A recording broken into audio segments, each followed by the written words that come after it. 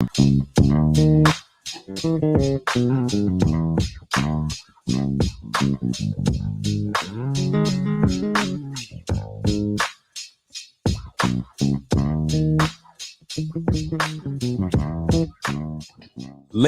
and gentlemen, it's your boy Rico back at it again. Welcome to another edition of the Rico Report, brought to you by you know who is the Buffalo Fanatics. Let's go. Appreciate you guys joining the show. Listen, man, had a little bit of technical difficulties. I had to jump onto my other laptop because the other one just is giving me problems. If you guys remember last stream, I was trying to sign off last stream and it wasn't letting me sign off. I don't know what was going on, but it was giving me the same issues. So we had to switch to the next laptop. So thank goodness I had a backup. But here we go. We are on to the freaking Jaguars. Folks, the Jaguars. This, I'm going to be real with y'all, man. I know some people get upset with me when I say, don't think that the Bills are just going to walk through and handle business, and it's just what it is. It's the NFL. They've got some good players in this game. The Bills coming off a freaking huge win last week could definitely pose a small issue. And the small issue that concerns me is that we put a lot of energy against against the Miami Dolphins. And part of me is feeling like, did we put all our energy into that? And then now we go into the Jaguars thinking that we'll just kind of give them half-ass energy and we come out looking like bozos, right? And then the whole league starts to kind of turn the tide and say, okay, all right, the Bills are back. We back on the wagon. Not that we need anybody on the wagon, but it's easy for us to dismiss these Jaguars. And these Jaguars, if you saw how big of a game they had against the Chargers last year in the playoffs. They were pretty much written off dead until Doug Peterson had Trevor Lawrence throw him back into the game. What's up, Matt Montgomery? I see you, bro. And they got a good quarterback in Trevor Lawrence on that side of the football. They just haven't been as potent as they'd like to be. Right now, the Jags are sitting second place in the AFC. Let me just take a quick look here. The Jags right now are third place. Excuse me. I mean, everybody's 2-2 in the damn AFC South. Yikes! So right now you're sitting at what? Everybody's on par, like 97 points. 97 points for the Colts. Texans are at 96 points for, and the Jaguars are 80 points for. So it's crazy. They're allowing some points, though, folks. They're allowing some points. They're -2 in the point differential right now. So they had one big win, and then they've had some tough ones, losing to the Texans. That I don't think they saw that one coming. So this, to me, easily could fall into the trap. And some people might say, I don't believe in no damn trap. F your trap. There is no such thing as a trap. It's a mental thing, folks. It's a mental thing where. And not even mental, it could be physical too, because now you're going overseas, man. Talent is one thing, but you go overseas. And I was listening to a Jaguars content creator on Locked On, and he was talking about, listen, man, he lived in Germany for 3 years. He goes, it's a real deal. It's real when you hear people talking about jet lagged and this, that, and the third. He's like, it takes time for you to adjust. Like, this game is what, 9:30 for us in the morning. I mean, 10:30 for me. That's a 3:00 game for them down there. So like that's big. So the Jaguars have been down there this is going on second week now. There's 2 weeks they've been down there. So now they're accustomed. They're already ready to go. So here we come, fresh-legged out from, out in the East Coast and coming all the way out overseas to London. So that could play a big factor in this game. So we'll get into the five keys to success into this game, but I do still want to touch on this trap game and why it presents itself as a trap game. So let's put it this way: we came off of, the biggest one for me is coming off a big, huge win in a division rival in the Miami Dolphins, right? So a lot of energy exerted into that. I know it was all last week. Last week is done. Move on to a new team, new plan, new everything. Totally get that part. But what stands out to me and why this presents itself as a trap game is we're, I wouldn't say overlooking per se, but are we fully there? Is our energy all gonna be there? And that's what I worry about. And this is a sneaky good team in the Jags. If you look at their record, don't look at their record too much. That's it. They got some talent in there. Christian Kirks. Um, you got our our old receiver. You know what I'm saying? So we got some boys out there that Everett Ingram's going to be presenting a bit of an issue for us, obviously at tight ends. And right now, according to stats, man, we're giving up uh, a high grade to tight ends, like doing work against our defense.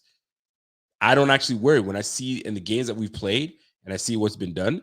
It doesn't worry me, but Evan Ingram presents as a tough cover because he's not your prototypical tight end. This boy is like he's a tight end in the body of a receiver. So this is gonna be a fun game. You know what I'm saying? So do I have fear of the Jaguars? Absolutely not. I just don't. I just hope that these guys don't come off flat because what makes me remember is the last time we played these boys and we had one guy just disrupt this team and we just could not recover. Now, one thing that I will say is Josh Allen from a few years back ain't the Josh Allen that we see now. Does he have his moments where he's doing a little too much? Heck yeah, he does. But I think that he's a little more polished, actually a lot more polished than he was a few years ago. And I think that he remembers, yo, that Josh Allen was the one that took over the game. And we just can't have that happen again. So do I have faith in this team? Heck yeah, I have faith in this team. Do I have faith in Josh Allen? Yes, I have faith in Josh Allen. But at the same time, man, these games are weird, bro. These games are weird. There's teams where you're not supposed to lose to these teams, and you do. And the Bills happen to give one to a team every year. Every year we actually give one to a team. So hopefully, and Jeff said it. Jeff said it well, man. Hopefully, they don't trap themselves, right? The only trap is themselves. If they play like they played last week, they can beat anyone, 100%. The question is, will they bring? He said, "Shot time, shot time." Will they bring the same energy? That's the big one. And going overseas, hard to bring the same energy when you're on a different time zone now. Now your sleep is all up and down. Apparently, Stephon Diggs says he's ready to go. He's like, "Yo, don't play with me. I'm ready to go. I'm ready to attack this thing." So hopefully everybody's on the same page. Everybody can get their act together. And we can kill this thing and and and you know what, eliminate these problems that these Jaguars can present. Now, what are we facing? Who are we facing? Well, this Jaguars team is led by Doug Peterson, head coach, and obviously he's the offensive mind that's out there. And Jim, I think it's Jim Caldwell, Mike Caldwell, defensive coordinator for the Jaguars, primarily a man-to-man type of defense that they play out there. So don't look to see a lot of zone, right? This that Vic Fangio zone type of defense. You give Josh Allen time, he's going to dot you up for 320 and 5 touchdowns. It's going to happen. So the one thing that does stand out, the one thing that stands out a lot in this situation is, are we going to be ready to go up against some man defense? And they got some boys on there, man. They got some boys that can play some some man to man. So we got Tyson. I wrote them down here. Give me 2 seconds. Give me 2 seconds here. Get my rosters up here. What's up? By the way, I got somebody that's gonna be joining me, and we're gonna have a good time. And you just got to give me the thumbs up when you're ready to go, big brother. But yeah, man. So Andre Cisco, there we go. That's my list. Andre Cisco. They got Rayshawn Jenkins, Trey Herndon, and Tyson Campbell. That's who I was trying to say. Tyson Campbell. So these are very nice, good corners. They're going up against some dogs in Buffalo, though. You know what I'm saying? You gotta really, if you're gonna tie down Josh Allen and you think you're gonna go one-on-one with Stephon Diggs, you got another thing coming. And Gabe Davis should have a big game. Maybe this is the game that Dawson Knox goes nuts. And we finally, not Dawson Knox and Kincaid, they go nuts. We finally awaken the first round draft pick in Kincaid. We shall see. But there's a lot that comes to mind when watching these teams go, right? So Mike Caldwell is a man guy. He's a guy that plays a lot of man, primarily man. And you know what happens when you play man? Your back is turned to Josh Allen. He's gonna have one of those big games. So this is why I dread, if I'm a fan of the Jaguars, I'm a fan of the Cowboys, I'm a fan of Tampa Bay. Fam, if you have Josh Allen slated on the other team coming to your squad and you got to defend that, I'd be sick to my stomach because I can't. Bro, he's going to whip you for 400 yards. And if you don't watch your mind and you don't watch your P's and Q's, he'll rush for 100. This guy is he's got to be one of the most difficult guys to freaking defend. So good luck, Jaguars, man. You guys are going to have a lot on your hands there, man. A lot on your hands. But I share some opinions that I believe this could potentially be a trap game. Maybe my counterpart feels differently. He just has to give me thumbs up that he's ready to go. He's got to give me a flex. Give me a flex that you're ready to go. He's ready to go. So without further ado, let me bring my main man, Z Botnair. Let me tell you what, I'm glad we're talking about exactly this. This is perfect. Love it. That vibe written all over it, and that's why I think this topic is the perfect starting point in discussing this game, my man, because this is the ultimate trap scenario, right? Okay, so I'm not alone with this. All right, talk to me, bro. It's the ultimate trap. And by the way, good to see you, brother. Good to see you always. We haven't even hopped on after that throttling last week, but I could tell just in everything that I watched throughout. What a week it was. Didn't you know right after that game, I know you just knew you were going to have a good week. It didn't matter if the kids were up late or you got to go to work. You just knew this week was going to be good, you know? Oh, my God. It's going to be a fantastic week. We knew it was going to be a fantastic week. Listen, everything I ate was just amazing. It was great. It was a mess. Everything was great. In fact, Caroline she just had DoorDash sent to the house from work. Surprised me. Everything's just going right, Rico. And that's why DoorDash. What do we get? What do we get from DoorDash? We got a little burger, gluten-free bun, you know? Oh, shizzy. Yeah. And it's one of those like gastro pub places that, you know, they cut their own fries. They want to make it seem like they're an authentic joint. The food in Connecticut's really good. Really good. So you're more bougied up there. It's a little bougie out in Connecticut. I love it. Anywhere you go anymore, man. That's what everybody's trying to do. You know, everybody throws like one of those patches of green turf on the wall with those neon signs, and all of a sudden they're charging you $15 for a coffee. You know what I mean? That's what the world's come to. Listen, you order a burger, a side of fries, they plop up I think a ketchup there, and they some stuff around and make it look so designed and fancy. Or like these guys do, which gets me every time, the garlic aioli. That's when you know they're really taking you for a ride, you know? They'll take you for a ride for sure. All right, so Rico, let's talk about it. Yes. Talk to me on the draft game. Yes. Some people are not falling for it. They don't want to fall for it. No. Okay, so here's where I'm at. It's the ultimate trap scenario, right? Of course. You just go into a game where a lot more was on the line than many wanted to admit, I think, having it be only week 4. And it doesn't really resonate with you after what the Bills just did to the Dolphins, just how significant what they did was. If that game wasn't what we witnessed, I don't know. That was the ultimate tone setter. The rest of the season, the tone has now been set in 3 consecutive weeks, but that was like the boss level. Yeah, you beat up on the Commanders, you beat up on the Raiders. This was the ultimate test in order to dictate our thoughts on these Bills moving forward the rest of the year into the bulk of their schedule, and then ultimately how we see them matching up against the rest of the conference. So you do that, and not only do you get it done, but you get it done in a way that, I mean, I'm still speechless. I said on my show, I don't know if there's a such thing as perfect football or perfect defensive football. But if there's anything close to it, that's what these Bills have been doing. And then all of a sudden, Josh Allen has become a version of himself that everyone would have dreamed of.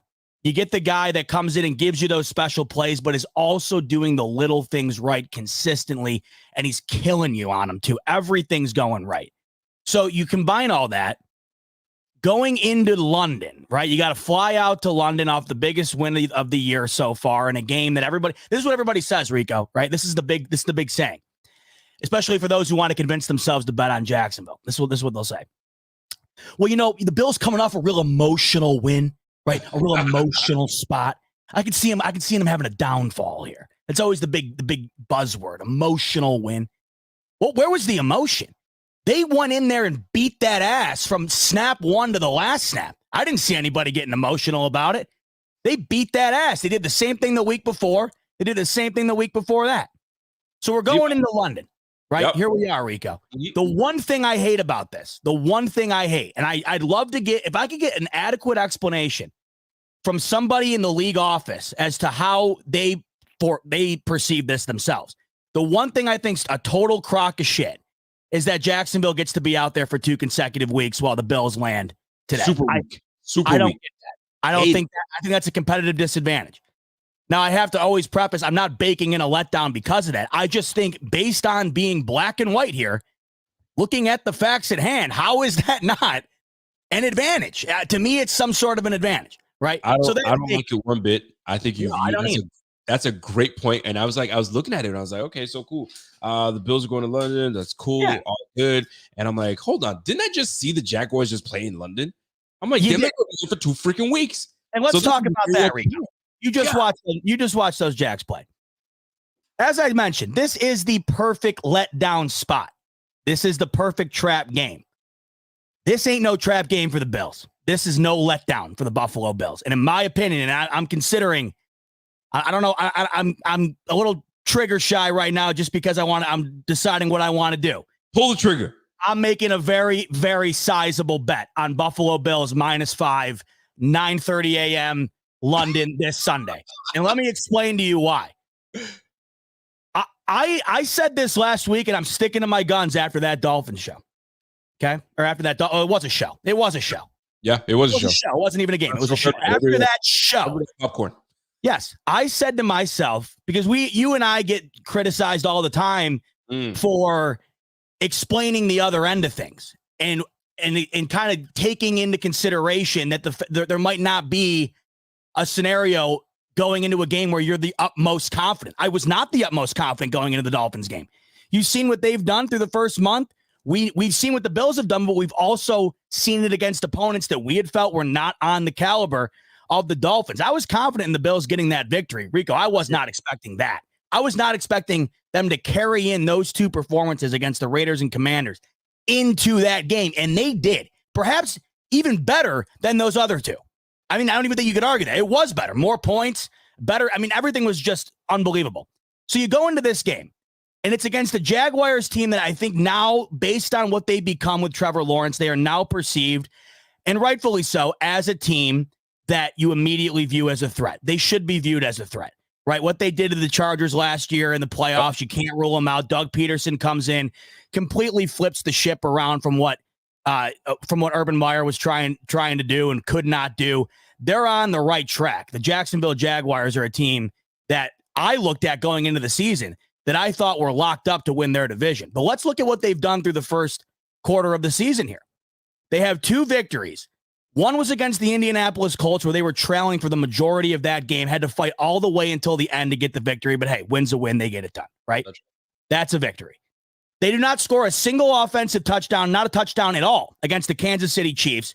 They lose 17-9. Could not do anything on offense against the Chiefs. Tough opponent. Yes. Go on.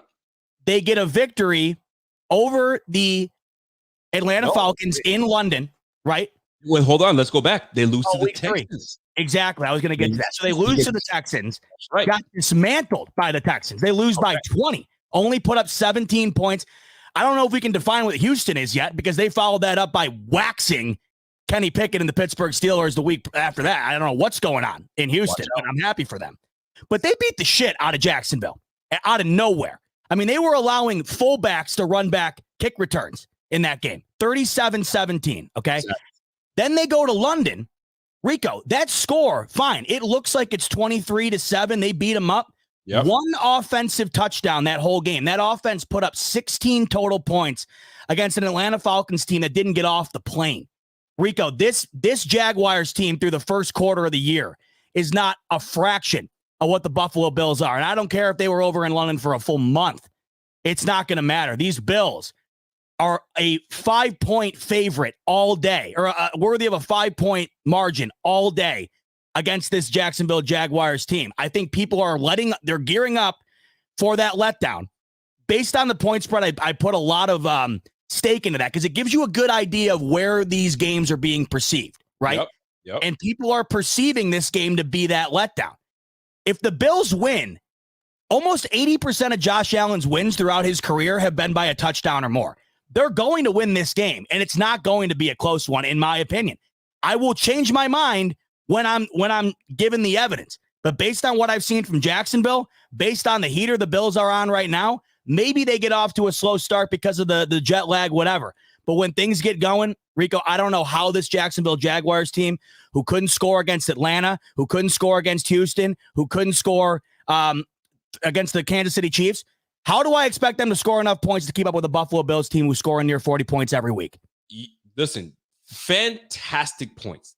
Fantastic points. Because you threw me for a loop because I thought you were with me in this potentially being a trap game scenario. I'm with you in the sense that it seems exactly like that. Yes, it does seem that way. Absolutely. Optics are everything because, I mean, big emotional game. And I'm going to tell you, when you said emotional, you triggered me. You triggered me because I was that guy that's saying, yo, we put all our emotion and our energy into that game against the Dolphins because it's a divisional game. We needed that win because it was a big game we needed to have. We couldn't go down 0-2 in the division. We couldn't. So we put all our energy in beating the damn Dolphins. Now we're going up against a laxity. Like you said, they haven't been able to put points up. The Jaguars, I don't know what's going on with the Jaguars. Now, one thing that's got me in this mode of this could potentially be a trap game, we lost Trey White. That's a big blow to the defense. It does. I'm not saying that we're going to, it's going to be such a drop-off, but Dane Jackson is not Trey White. So team defense, great team defense can mask that. And I think that's what McDermott's got these guys playing like. We've got Terrell Bernard playing out of his mind. We've got Milano playing out of his mind. Jordan Poyer returning. Micah Hyde being part of the team. Completely understood. Von Miller, maybe. 94.5, wherever the hell he got that number from. Greg Rousseau out. Yeah. Right? 94.5, I got that right. Greg Rousseau out, not playing. So very interesting. So there's a few dynamics that play into this whole Jaguars being in this game. The problem is sometimes teams that, and correct me if I'm wrong here, teams that don't deserve to be on the field with us, for some reason, Bills have these games where they allow these teams to hang around. And when we allow these teams to hang around, bad things happen. And the last time we played the Jaguars, we let them hang around. And then Josh Allen, the other Josh Allen, absolutely took over. Now, the silver lining in this whole thing situation is that was it feels like ages ago that happened. And Josh is way more polished. We've got a much better and cohesive O-line. I don't worry about the Bills scoring on the Jaguars. It's more so what Trevor Lawrence and Doug Peterson are going to be able to do, but they haven't been able to score. So this should be another spanking. Should be. But because now we're going to London, they've been there 2 weeks, which is completely unfair. So that is what kind of evens the playing scale on the offensive side of their ball for them compared to our defensive side of the ball. It's going to be fun. It's going to be interesting, but I still have my guard is up. And I just hope we start early. Yeah. No, I totally get having the guard up. I perceive these Jags through the first month as a bit of a paper tiger. I had genuinely thought going into this season that they were going to come out, Rico, and this can really go for just about anybody right now. And that's why I'm on the level I'm at right now of confidence. It's not that these Bills are playing like this just themselves, like being, only controlling what they're capable of, and that's doing what they're doing on the field. The AFC through the first quarter of the year isn't a fraction of what I anticipated it to be. The Bills are far and away the best team in this conference. There's not even a comparable second. You might have said Kansas City, Miami going into the last week. You can't say that now. And Kansas City's offense, to me, it just looks like it's missing something. Oddly enough, I can't dog on them too much for what they did against the Jets. The Bills did the same, but they had the same struggle against the Detroit Lions. They had the exact same struggle against the Jacksonville Jaguars. Rico, they've scored 22 points in a game, 20 points in a game, and 17 points in a game, Kansas City. The Bills have gone shy of 21 game in that Jets stinker, and the rest of them, they have been this close to clipping 40 the rest of the way. Nobody's on the level the Bills are, other than perhaps the San Francisco 49ers, who as of right now, if you were to ask anybody who's watched the NFL through the first month, that's your Super Bowl to me right now. There's nobody comparable to those two. I think the same thing's going to happen Sunday night with the Niners. Everybody wants to think Dallas is going to line up with them. I think the Niners are going to roll the Cowboys on Sunday night. Absolutely.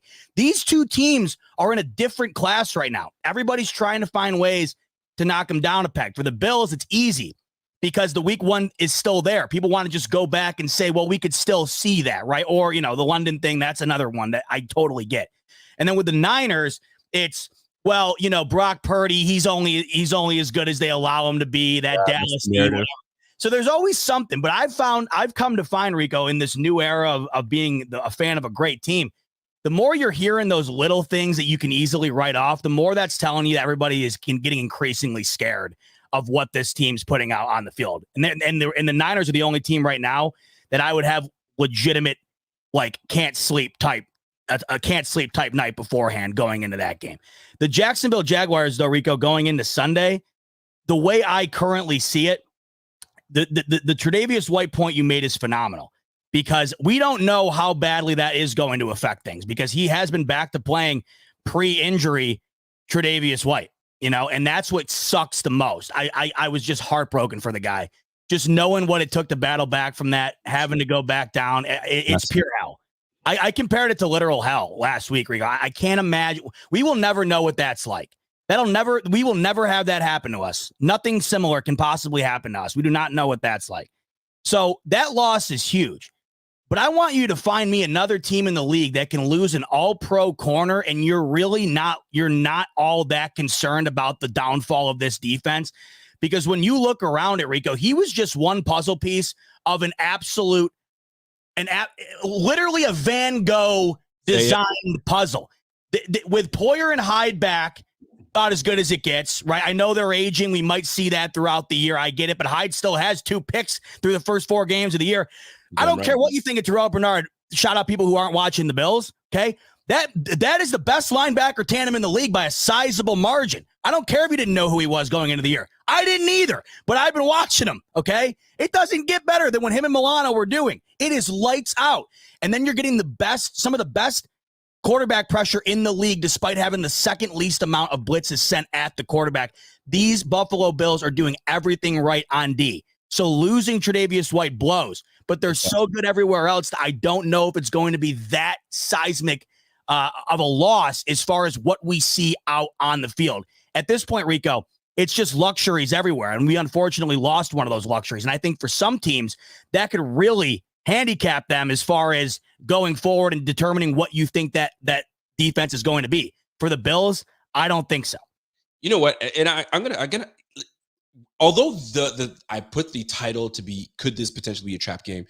In all seriousness, when we sit there and I can listen to you talk, and sometimes when you listen to someone else talking and you're like, yo, I get it. So what am I tripping about?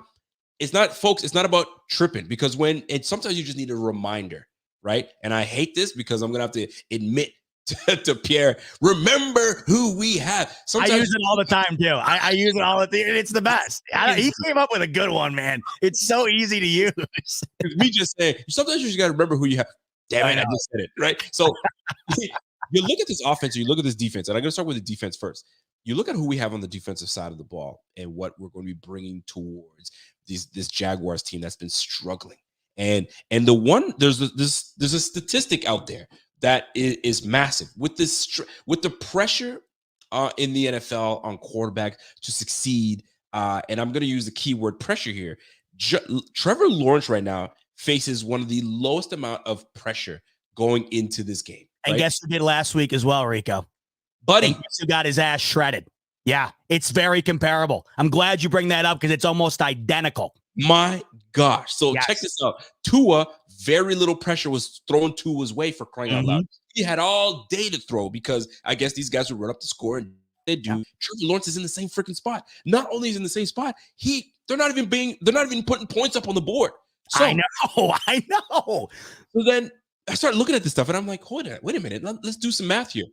You know who do you know who is second in the league in putting pressure on quarterbacks? That's right. It's the Buffalo Bills at a rate of 45 freaking percent. Trevor Lawrence, 45%. We're almost getting after you guys. They're blitzing 20% of the time, not even 20% of the time, too. It's 50%. Insanity. I'm telling you, 50% of the time, we're almost getting your ass. Every second drop, we on your ass. Trevor Lawrence, 30% is the pressure he's been getting.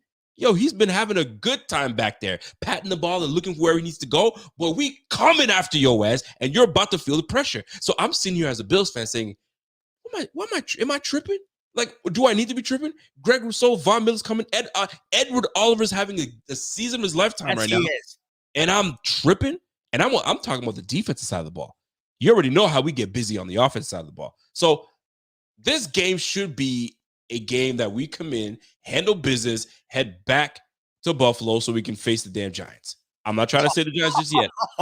I know. Laugh all you want because it's happening, but it's going to be fun. Oh, my God, Rico.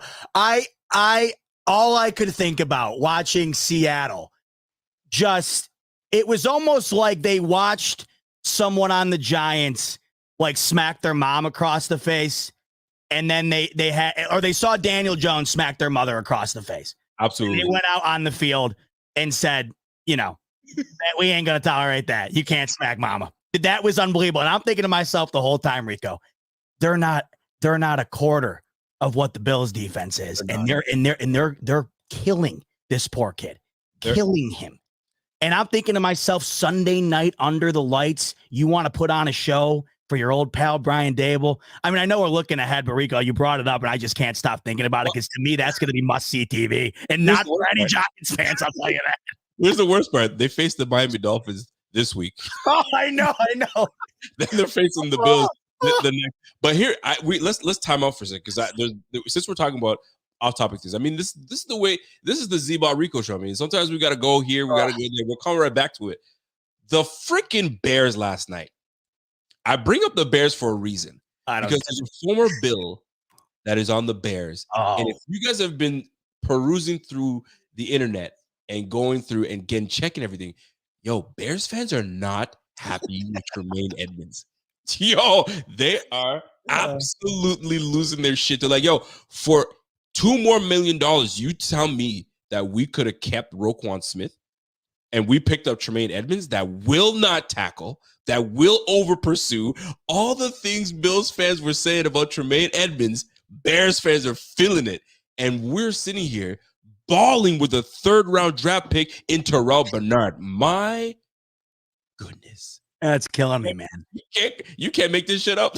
No, you really can't. And it's funny because the one thing I saw going around yesterday was a Bears fan was like, or some reporter, I think, they were saying, Edmonds needs to make an impact play. And I thought to myself, Terrell Bernard has 5 times the amount of impact plays through 4 weeks than Tremaine Edmonds had through his entire rookie contract with the Buffalo Bills. And it's not a slight at Tremaine Edmonds at all. But what it is proof as to why he was not paid the ransom that Chicago, unfortunately for them, I think did. The linebacking unit in this current era is not going to be worth the amount of money that they wound up spending on Tremaine Edmonds. And the Bills showed you that firsthand because what they just did was said, we're not paying that, but a lesser team can. And that's often what happens. Lesser teams overpay. Better teams move on when it's time and replace with younger talent. The Bills just did. There was a masterclass on what they just executed. Now, of course, we have no idea. What's up, Jenna? How are you? You wanted to say, go ahead and say.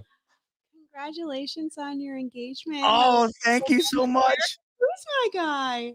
What'd you say? She called you Gummy Bear. Oh my God. Listen, who would have thought the hairiest gummy bear in the land would be able to get wifed up? Isn't that pretty impressive? She said she didn't. Wait. I said, isn't it impressive that the hairiest gummy bear you've ever seen was able to lock one down? Is that not pretty impressive? little skull gummy bear. And I'm the skull gummy, and I'm thinking we're gonna have 2 little gummy bears on top of our wedding cake as a homage to that. I think that's hilarious. And then like a little skull container on the bottom. Oh, I'll already be dipping all night, so there's no. I'll take care of that myself. That's for sure. I got to take the stress off somehow. Oh. Congratulations! Thank you so much. We've been getting engaged for 2 months. We're just now finally like getting around to a date, and it's not because we want to do it. It's more so we can stop hearing about it. That's all anybody has. You got no choice. So we're locking that down. Thank God. Thank God. Thank you so much. I didn't know if everybody knew, and I didn't know if I should, but everybody should say congratulations. So they have. Oh my God. No one was more everyone's been unbelievable. No one's been more great. It's been awesome. I had Jeff King text me like 10 minutes after I got engaged. He's like, where do I send the bottle to? I'm like, Jeff, I can't let you do it. I can't let you do it, but thank you. Everybody was so great. Listen, I love Jeff. Jeff is like my favorite. Jeff is let me tell you something. I absolutely love him. I need to tell this story because they're not going to believe me. So when we sold our house, and we moved to Nova Scotia, Jeff was the first person I called, like, yo, what bottle do you want? I'm sending it to your place. Don't worry about it. He says, I called your local liquor store, told them we're moving. Asked about, dude, he got us a bottle of Dom Perignon. Yeah. That's what he said to me, Rico. And the problem is that I had about 5,000 people text me, and I told myself, you know what? I can't do this right now because we had all our family up. So I didn't realize until like a week later that he had texted me right afterwards, and he said the same thing. And I'm like, and then by then I must have missed the boat, Rico. So he just sends it over a super chat. And then I say to him, I go, no, we're not. You can't do that. You can't do any more than what you've already done. You cannot, Jeff. I love you, but you can't. He's a class act. He's the best. You literally have to bring him over here. Oh my God. Oh, if I ever had the opportunity, I would kill for that. If we got Jeff in a room, oh my God. Bro, listen, leave the room. It's gonna happen. We're gonna do a pod. He's gonna be right in the middle of us in the podcast. We get him a mic and we just say the floor is yours. So, every time, I mean, I was on the round table the other day. He stopped by. Someone commented we need to get him in there. And I think we absolutely should have. Oh man, we absolutely should. I mean, he's that guy that I could just sit and listen to. Like, I forget when it was. Was it the draft when he just absolutely exploded? All-time moment. You can't beat it. Not just that. Like I was going through stuff, and like I'm talking to Jeff about it, and I'm like, oh, I'm like, you pop some knowledge on me that legit like helped my life. I'm like, Jeff is like my favorite person. Jeff is that dude, man. Anyway, he's the nicest guy. I want to say congratulations. Also, Jeff, I love you. You're there. But seriously, amazing. Zebot, you. Thank you. Congratulations. Thank you so much. I really appreciate it. We're excited. It was long overdue. And Rico, believe it or not, he was like the third person to ever know, by the way, which is pretty impressive. Because we were having that chat watching Josh Allen shoot West Tour commercials. Yeah. He called me and he's like, oh, guess what? That's good. Yeah, super excited. Me and Rico were having a full life conversation watching Josh Allen and Dawson Knox pretend to give Christmas gifts to Steve Tasker. In the background, I'm like, is that a stunt double? I know. Dude, that guy's the best guy. Though they had a stunt double for him and Tasker this year. Those two, you want to talk? If I can get those two and Jeff King in a room, I might need to stay the whole weekend. Those guys, unbelievable. Unbelievable. Content for hours. Yes. That'd be something. Okay, I'm going to finish my drinking and my Do it. Friday night. Knock it back. Congratulations. Thanks so much. Thank you so much. And Jeff's in here. Look at Jeff's in here. Jeff said, "You guys are too kind." He says, "But shut up, Jeff. You know you deserve it, you jackass." Yeah, on, Jeff. You know we're just hyping you up. Come on, relax. Well, that was that. Tremaine Edmonds. Is that what you're talking about? We were on Tremaine Edmonds. Sorry, the wife was standing and she's like, "I need to say hi. I need to say hi." That was so nice. Bring your ass in here. Bring your ass in here. But Tremaine, listen, let's put a button in it. Tremaine Edmonds, I'm telling you, man, I feel for the guy. I know it's year one, and it's 4 games in, and the Bears have been just not great, but all they keep asking for is when are we going to get an impact play from Tremaine Edmonds? And we're sitting here with a 3rd round draft pick in Terrell Bernard in the 2nd year, and all we've been getting is impact plays from Terrell Bernard. Man, and then it goes to tell me this McDermott system is legit. Like if you do what you're supposed to do, and you've got a semblance of athletic ability in this defense. I don't care what size you are. Just have a dog mentality. and be where you're supposed to be, you will have success. This is why I'm racking my brain as to why Kyer Elam can't get it. Well, I think that's the ultimate proof, Rico. That's the problem, right? Man. That's the problem because it's probably that bad. That's what concerns me, right? That's the problem. You said it. Well, because not to steer away from we'll get back to that Edmonds thing in a second, but I do want to say something real quick on that because we were talking last week and I had said, look, I'm excited for the kid because in a current window where that opportunity might not have opened up as drastically as it just had, he has now got an opportunity to rewrite his narrative. But people were asking me my confidence level. And I said, why don't you just look at the inactive sheet every week? Because they're clearly, when you don't even have him active, Rico, what less vote of confidence could I possibly display to you than that? So I said, look, it is what it's been what it's been, but the kid's got an opportunity now. Go out and cash in on because you only get so many. I'm rooting for the kid heavy. But Rico, what you just said is the exact reason why it is it is tough to understand how a first round draft pick, hasn't climbed up that ladder. But I think McDermott's just telling you not with his words, but with the inactive sheet. Well, I like what you said because he's got an opportunity to rewrite. Right, yes. This is a clean slate, and it happens on the unfortunate back of the injury of Trey White. Yeah. But here we are. This is your opportunity right now. So obviously Dane Jackson and Christian Benford are going to get the start. But Christian Benford's a little banged up a little bit. So we could see Kyer Elam in this game. And this might be the game for Kyer Elam to get into if we kind of start fast the way we need to. But that being said, it's going to be a fun game. And I'm like, I hate to actually put it out there as a trap game, but you have to. You have to look at all possibilities. Don't walk it back at all, Rico. Okay, good. Because it is a trap game. Yeah. But I don't see them stepping into it. You see what I'm saying? 100%. It is. It could be easily a trap game because of all the elements that are playing into this factor. The injury, how much of the Trey White injury is going to affect his defense. Because when you have a guy like Trey White on the field, an active and healthy and feeling like all pro Trey White. I mean, he almost jumped that day interception off of Tua. He's back. So when you have a guy that when he's on, that quarterback is probably not going to look that way. So now you've kind of divided the half of the field. So now he's got to stick to one side of the field. So now Trey White not being there, you're going to be looking at the whole field. Now, obviously, we're playing a more elite quarterback. Yes. In terms of physical abilities, because Trevor Lawrence will take off. He's athletic enough that he will use his legs. He will take off. But we're such a disciplined defense. Good luck, man. I'm trying to. It's too tough, man. We should be able to come in here and handle business. And I hope we just don't fall for the trap and fall for the the bangers and mash and and we just got to get on with it and get that dub and how exciting it will be. I don't want to look over this team because I'm so looking forward to the Giants game. Yes. But we got to take care of these damn Jaguars. I'm not overlooking them at all. I think that, like I said, going into the year, I had them in just as far as my personal power rankings, probably in the AFC, I had them just outside of the Bills, Bengals, the Bills, Bengals, and Chiefs. I had the Jags right there.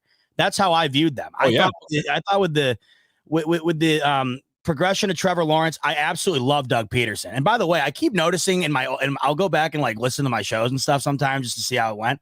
I continuously keep calling Doug Peterson Doug Marrone, by the way, which I'll go back and listen. And it's hilarious when you listen to me because I'll be talking him up and I just keep saying Marrone unbeknownst to me that I keep saying it. So it's hilarious to hear me talking so highly of Doug Marrone. Doug Marrone. Yeah, exactly. But I love Doug. We had it as a Buffalo coach, but proceed. Go on there. Yeah. So I love Doug Peterson. I love Trevor Lawrence. I love Travis Etienne. I think they got a lot of great pieces, a lot of young pieces too. And what they were able to do in reviving Zay Jones, getting Calvin Ridley off that suspension, adding Ingram at the tight end position, and then Christian Kirk, who I think is way better than, he doesn't get talked about a ton as far as the top wide receiver talent is concerned. But when I look at that wide receiver core, it's not like there's one bona fide stud like a Diggs, Chase, Jefferson, but you got a lot of adequate talent surrounded all around that entire offense. So they have the pieces. That's why, to me, and you could say this about a lot of people. You could say this currently about the Chiefs. You could say this about certainly could say this about the Bengals. I don't know what 100%. The hell is going on. I get the calf injury. They're a mess. They can't break 3 points, Rico. I don't know what's going on. And then Jacksonville here, where it just seems like they can't quite get out of the chutes, but they have the talent, and we have seen it on display. So going into this one, I think what you said is accurate. Trevor Lawrence is going to be able to spread the field in a more diverse way, I think would be the right way to say it, than Tua. As we know, Tua is a one-read guy who loves the middle of the field. The Bills took away the first read a ton, and they also shut down the middle of the field with Milano and Bernard. I mean, Milano still right now is allowing a 28 overall passer rating when thrown to in the middle of the field. It is insanity. It is. I don't even know what that equates to. I feel like if you have 2 completions, you're above a 28. So I don't even know what he's doing to have earned a 28. It's not even right. What the hell he's doing. So you have Trevor Lawrence, who can go outside the numbers, who can run the ball, who can move the pocket. He can do a lot. Yep. But what you said earlier to me is the primary difference in this game. I have a team coming in who has struggled to score against defenses who have not even come close to putting pressure on him. How do I anticipate them keeping up with this Bills offense when they're going to get twice or more the amount of pressure? It is almost to a T, Rico, the exact scenario as last week. And I can't not take that as an example. We go into Miami and everyone's thinking it's going to be a track meet. They're going to keep up with the Bills, or the other way around. Can the Bills keep up with Miami's offense was the question. That's exactly right. That's right. But we went into that game and we had realized Tua had the cleanest pocket in the league. Therefore, he was able to get rid of the ball without getting hit, and he was able to get it to his first read. You had the Bills go in there, completely take away what they wanted to do, and it totally shut them down. The Jags have had a very similar setup early through the year, and to me, it also comes down to the one thing I said it would come down to last week with Miami, and that is, how well are you going to defend Travis Etienne? If they come out of this one and he's busting off runs early, and that's the key, Rico, here too. Yep. They got to stick to the run. Miami was running the ball, and they just gave up. They stopped, and every team seems to stop, and I get it. When the offense on the other end scoring at will, you want to start throwing the ball to keep up with it. I think that's had a huge, that's been a huge part of it. But Etienne, when he can get going, he's damn good. If I'm Doug Peterson, I do my best to try and stick with him as much as possible and get that going, because then you open up the offense. If they're going to try to air it out all day against Buffalo and keep up with the Bills' offense, I just don't see it playing in their favor. I really don't see that playing in their favor, and I don't think they should. And we're going to get into the keys into the game, because I had a few points I'm going to bring up. But we got Artemio Marifoski. I think I'm saying Marifoska. Like that. Marifoska. I think I'm saying it right. But anyway, my man says, Rico, the only obstacle in Week 5's clash versus Trevor Lawrence is London favoring the Jags on this one. But because of Sean Mastermind McDermott, we got this. Buffalo Bills 35, juggling 30, juggling Jaguars 17. Cheers from PH. I'm talking about Philly. Is PH Philly? I think it's Philly. Could it be Philippines? Or from the Philippines? No, he would say from the Philippines. I know who you're talking about from the Philippines, but I think PH is Philly. Yeah, for sure. And you know what? Listen, at the end of the day, you're not wrong, man. Like, the Bills should win this game handedly. And there's keys to victory. We're going to get into that shortly. But we have to, I guess, give the Jaguars their flowers. And like Z-Bot said, they got Etienne, they got Ridley. You know what I'm saying? You got Ingram, Evan Ingram, that's a slash receiver, slash tight end. They've got some good guys. I think Brandon Sheriff is coming back. Or he's damn good talent. They're all young too. I mean, they're gonna be around for a while. They have talent. They've got Trayvon Walker on the defensive side of the ball. They've got Josh Allen that's going to be wreaking havoc. He had 3 sacks last week. He's got 6 sacks on the year. So he is going to be a problem. But thank goodness this O-line is playing lights out. Z-Bot, how freaking proud of you are this O-line? Oh, God. Dion Dawkins is playing out of his mind right now. Did you see? I don't know how I like to go back. I like to watch people who know what they're talking about break down film, as opposed to me watching the film and pretend I know what I'm talking about. I love that. So I went and watched, there's a couple guys on YouTube who are great. Colt McCoy does a good job. I watched him this past week, break down a couple plays. And then the QB film school, I think that guy's great. He does a real good job. He's great. He's awesome. Really cool voice where it's just really chill. And man, does he love Josh Allen, and he loves showing you why he is uncomparable. Him and Mahomes are pretty much uncomparable to anybody else. Okay. Yeah. So what he pointed out the other day, I was watching the play where it's the designed run for Allen's the final touchdown of the game where he does the whatever that meme is, which was hilarious. I'm glad they pay attention that much. I didn't even know that was a thing going into that game, so I love that. I had no idea. And apparently it was due to, I guess, the Bills being favored by 2, and they're like, oh, really? Yeah, no, it's exactly what it was, which is I think is just it's hilarious. Yeah, such your asses down. But Dawkins on this play, it's a design run to the right, and the hole's there initially. But Dawkins, he does like this pirouette where he comes from the left tackle position, pulls around to the other side. And if you watch, he ends up being the edge blocker that gets Allen through the wide open hole to score the touchdown. And I looked at that and I was just like, it's in a moment like this where if you're not watching this all 22, or if you're not like having somebody point something out like that to you, no wonder these guys only get hate when it's going bad and rarely ever get love when it's going good. That was a moment where I looked at it right there and I'm just like, it's a little thing like that could have been the difference between Allen getting wrecked at the line or him walking in for the touchdown like he did. Dawkins has been phenomenal. We have known from his mouth to our ears just how much he notices. I knew you were gonna go there. Yeah, I'm going there because I mean, like, you couldn't be happier for the guy.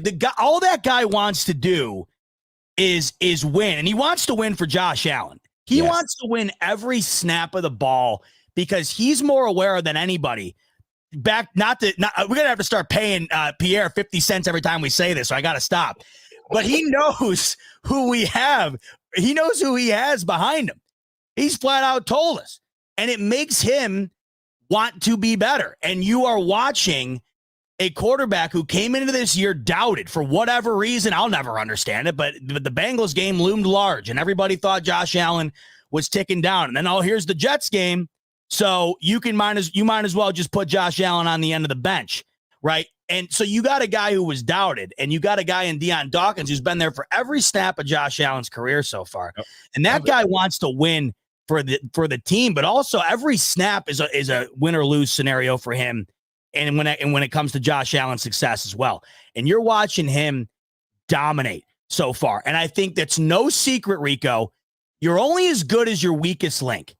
And it's no secret that all of these guys are doing well. And there's not really anybody that you're pointing at right now saying, get him off the field. And how often last year would we just pick a guy out of a hat and say that because it felt like it was weekly? Spencer Brown, right?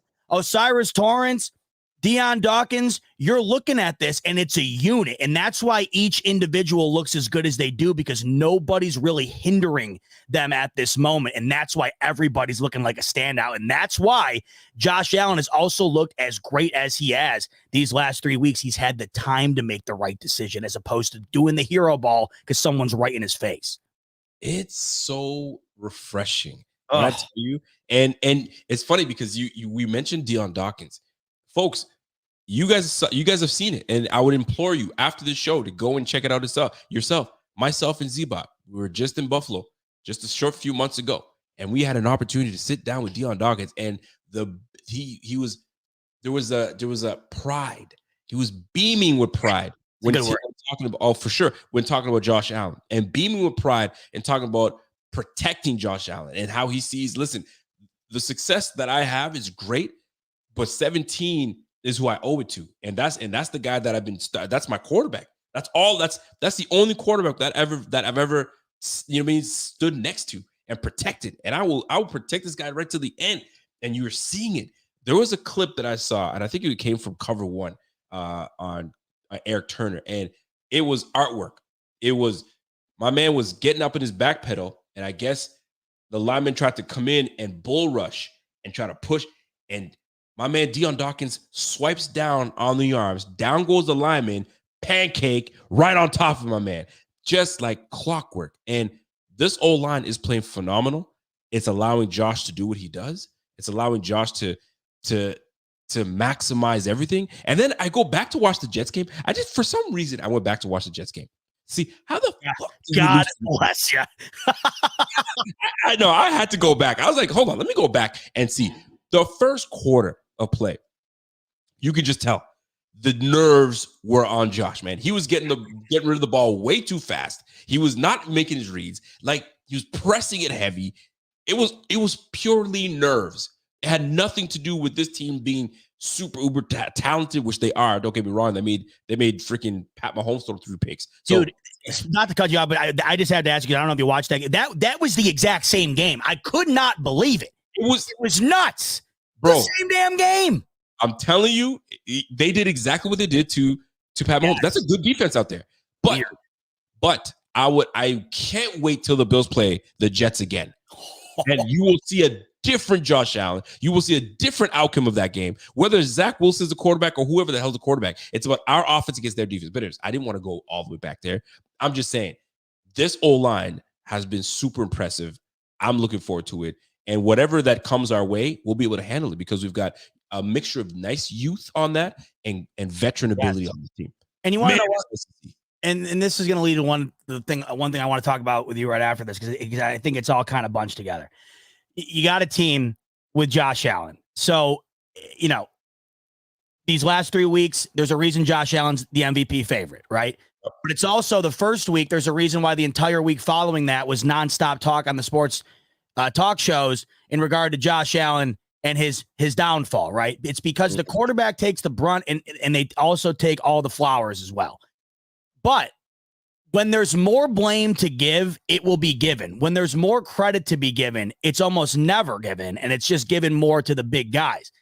You are watching an offensive line that would just, if you went on Twitter last year at any given time, you just took 3 minutes out of your day, and I told you to just scroll, and you had to stop your finger, you had to stop the clock right when you saw the most recent bitch fest about the offensive line.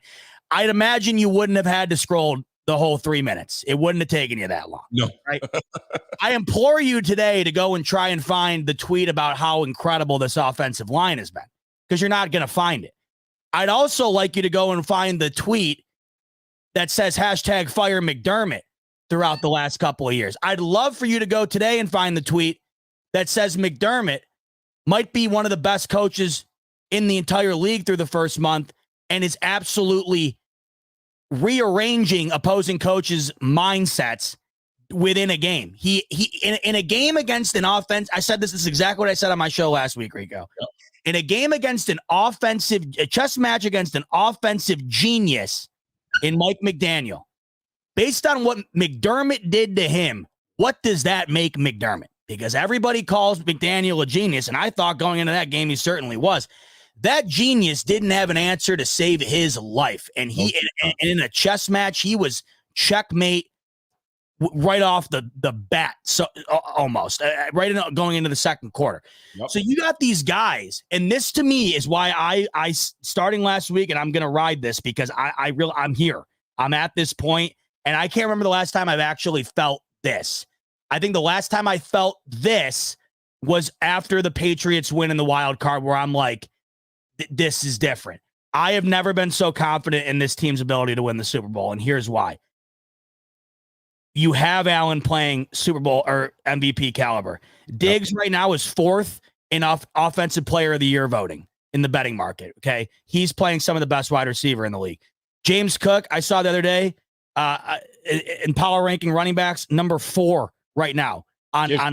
Yeah, dude, I can't even wrap my mind around it. Gabe Davis, 3 consecutive games with a touchdown. You have this tandem in the tight end unit that I don't think has come close to reaching what we're going to wind up seeing. It's going to be nuts. No, but you can see flashes of it. I know it's going to be there at some point. 100%. And I haven't even gotten around to talking about what I think is the best defense in the league, maybe outside of San Francisco. And I said this, I keep saying this. If they played on a neutral field, Rico, right? What's the Vegas spread? Who's favored in that game? That's how good both these teams are, and it's coming down to their defense. All of this, Rico, right? And that is what a Super Bowl champion is. In the year that they went and beat or lost to Kansas City in the 13-second game, the closest they've been to being able to get it done, this defense, which was great, is not even close to what they're doing right now. McDermott was not as seasoned of a coach as he is right now. Ken Dorsey is he left last year behind. You are seeing a guy stick to the script, get creative, but also know that when it's working, let's not shy away from it, and let's also build confidence. If you watch the offense of these Bills, Rico, every week, they come out and they're methodical. They just dink, dunk, take what's given to them. Josh builds a rhythm, and what do you know? He has a career day yet again, and they continuously do it. They're doing every single little thing right, Rico, and that's how you win a championship. You don't just win a championship because your quarterback's MVP caliber. You win a championship when you got a team like this. They have checked every box, and some boxes have been double checked, and I have never been so confident in this team ever. Let me double up on what you're saying, because I know exactly where you're going with, and I'm feeling the same sentiments. You know what it is? Everyone's playing their role. When everybody knows their role, plays their role, and everybody's in their spot, things happen. And right now, offensively speaking, when you look at what Ken Dorsey's doing, think about it. Ken Dorsey didn't have the piece he needed last year. He tried it with OJ Howard, didn't work out. And I know we've probably talked about this at length, and I'll shorten it. He's got the offense that he's officially wanted to run from the time he got here. He told Josh Allen to trust me. You don't need to do what Josh Allen does, because we did it your way, Josh, in week 1. We lost. Trust me. Just go with it. I'll get you your numbers. I'll get you your numbers. Just trust me and just trust the offense. And guess what? Allen had a monster game last week, and it's not like he killed it. A couple shots downfield, a couple shots midfield. He only had to throw it 25 times to score 48 points. Listen, 300 yards, 5 touchdowns. I'll still get you your numbers. And guess what? We're still going to have time of possession of 30 minutes or more. And that's what we've been doing. We're actually tops of the league. And I think we're top 5, top 10 in time of possession, for crying out loud. I don't know how we couldn't be. They had the ball for 41 minutes against the Raiders. It's looking really good right now for what the offense is doing. And we haven't really even hit stride and got hot yet. Wait till we do. It's going to be dangerous. And then we have a freaking defense to match. How often have we been? I mean, there's some young bucks in here, and there's some old heads in here as well. So we know there's been very little times, if not since the 90s, that you had an offense and a defense to match. My goodness, man, this is going to be lovely, and I'm looking forward to it. It is fun time being a Bills fan, I tell you. And it's this early, and you feel this good? Yes, I'm glad you say that. I'm glad you say that, because that's what I want to preface here when I'm seeing pump the brakes, Super Bowl talk. Why not? What you just said is spot on. You got to enjoy this. I'm looking at it from the sample size in which we have under our belt so far. And I would love you to go and find the other sample size where this team has looked this collectively good in every facet for this amount of time. Do you know how long it is? You know how hard it is to string together what they just did 3 consecutive games in a row? I don't care who it's against. So, yeah, pump the brakes. I get it. It's week 5. I understand that. And what they do today is not reflective of what they're going to do in February. What I said is I've never been more confident in their ability to go and do it. And the reason I'm saying that is because every single unit in this organization right now is clicking at a top 4 pace, no matter where you look. From the receivers to the running game to the throwing game to the blocking to the defensive play to the coaching, you name it, it is top of the league everywhere. So I'm not going to stop in saying that, because to me, why the hell would I? I got the best chance I think I've had to say it. I'm going to ride on that as long as I can. As you should. And I'm looking at the statistics of this team and how we're doing. And we're top 5 in passing this year. We're doing extremely well. I mean, that's what it's going to be. We're top 10 in rushing the football already. And this is something that, and this is without eliminating Josh. Josh hasn't really run the football. It's been our running backs been doing it. Josh has always been the leading rusher on our squad. It hasn't been him at all. So we're a very well balanced team, and we're going to be so difficult to stop. My goodness, it's like I said to everybody, man. If you're an opposing team and you got Josh Allen coming to town, fuck, you roll your eyes and you're like, fuck. And as a Bills fan, you're like, yeah, bitch, we coming your way, man. So find out a way that you can stop us, because it's gonna. And that's before you've even thought about what the defense is gonna do to you. I mean, that's the thing. That's what I'm saying, man. I don't even know how you. I don't even know right now what you. And it's funny, we had this exact same conversation, you and I, in the offseason, where we had said, we had talked about this defense in being perhaps the most underrated aspect going into this season, just based on the health coming back and then what they have overall talent wise. And it's been exactly that. Even now, when you hear about defenses, you hear people talk about San Francisco and Dallas and the Jets. You still don't really hear many people talk about the Bills, which is nuts. And it's strictly just because of Josh Allen. I get that. But this defense right now is I can't. Lights out. I've never found a time under Josh Allen where I am just, this is the best way to put it. I have yet to have a time during the Josh Allen era where I am just excited to watch what the defense is going to do the next possession as I am with what Josh Allen's going to do the next possession. That's what this defense is cooking up right now. You are not lying. It is the facts. By the way, folks, we've got over 300 people watching on YouTube.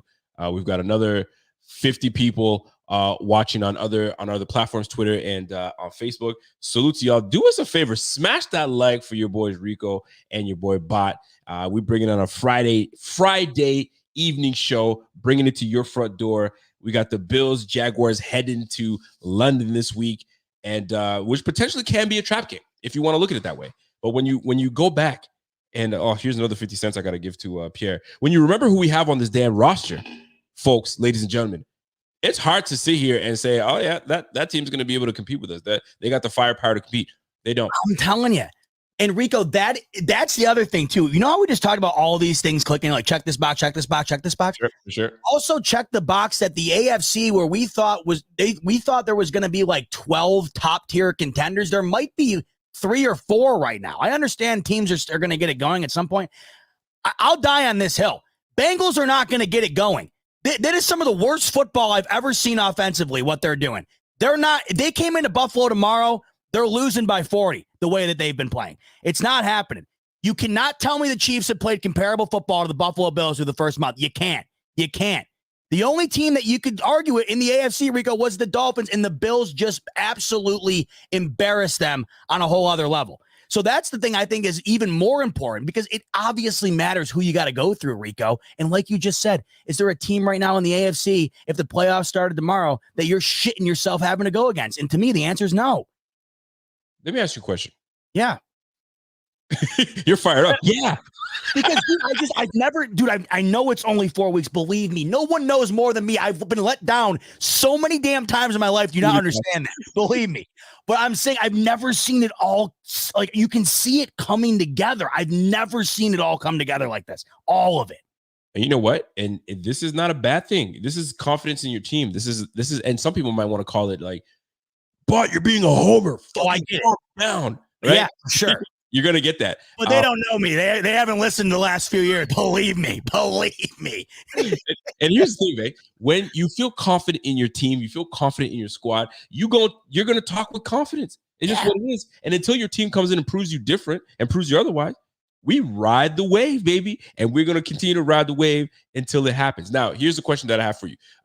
There has been, I don't want to call it rumor. It's not a rumor, but there's a couple of articles out there saying that potentially, I mean, looking at some of the teams that are out there, Broncos more specifically, I can't see why they would do it. But there's an article that was put out there, and our very own Bryce put an article out there as well about trying to acquire Patrick Surtain.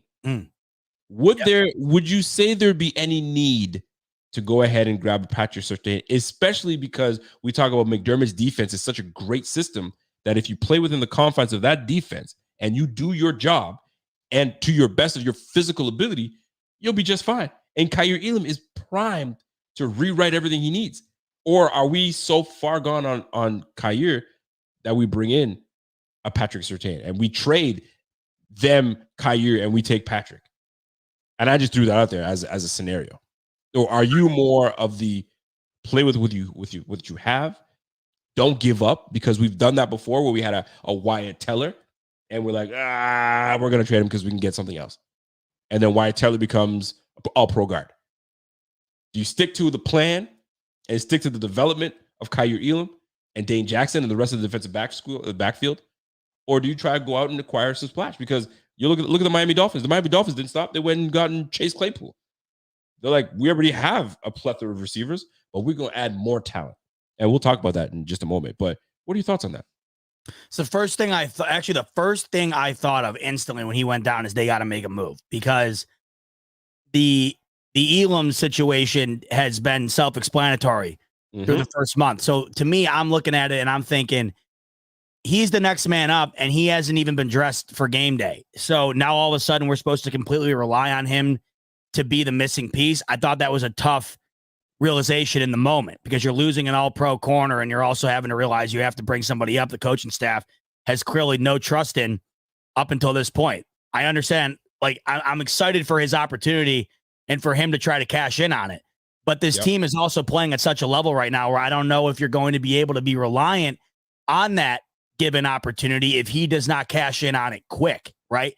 But I also think this, and it's back to what we were talking about earlier, where this defense collectively as a whole is just so good that I wonder how significant you will notice the departure of Tre'Davious White. Let's look at just the upcoming schedule here. We say we get through Sunday, and the Bills get it done, and they're able to get to Trevor Lawrence, put pressure on him. Therefore, he doesn't have a great day through the air like the Bills have done to every quarterback they faced early this year, right?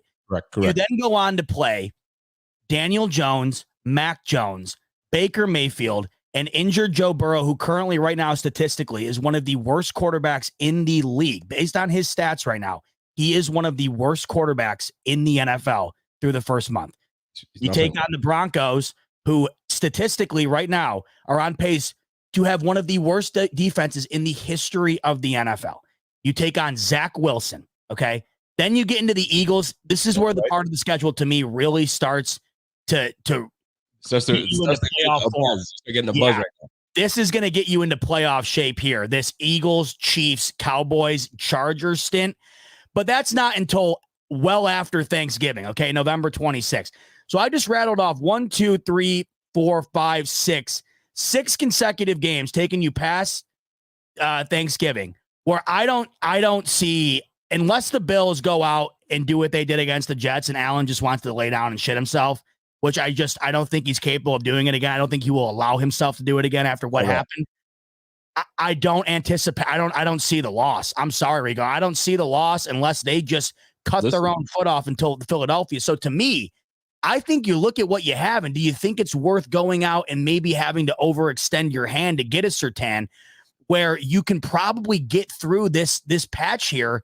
And I'm telling you, I think based on what we've seen, I'm not entirely sure you're going to look out there and be incredibly shocked at the lack of talent still being displayed out on the defense. I don't think they're going to make a move unless they are given evidence over the next couple weeks here, Rico, that they absolutely have to. Listen, I think I'm with you on this one. I think I'm with you on this. But I see both sides. And I'll speak on both sides. I agree. And I think we both agree on this. There's both sides to it. If you feel like this is and I hate to even say this, if you feel like this is your window, because I mean, I think a lot of fans thought our window was 2021, that year that we lost to the freaking the Chiefs in 13 seconds and all that shit. Like that year, I truly believed that this was our year. This is it. We got it. Like nobody was stopping Josh Allen. Nobody was until defense, special teams, whoever you want to call it, Frazier, McDermott, whatever you want to call it. So now we took a step back a little bit. We lost a couple games, close games, and now we're back at it again with a renewed focus, right? So now you lose Trey White, a dog on your squad, a leader. You need someone that can match that energy for the rest of the team. Do you go and get it? Why not?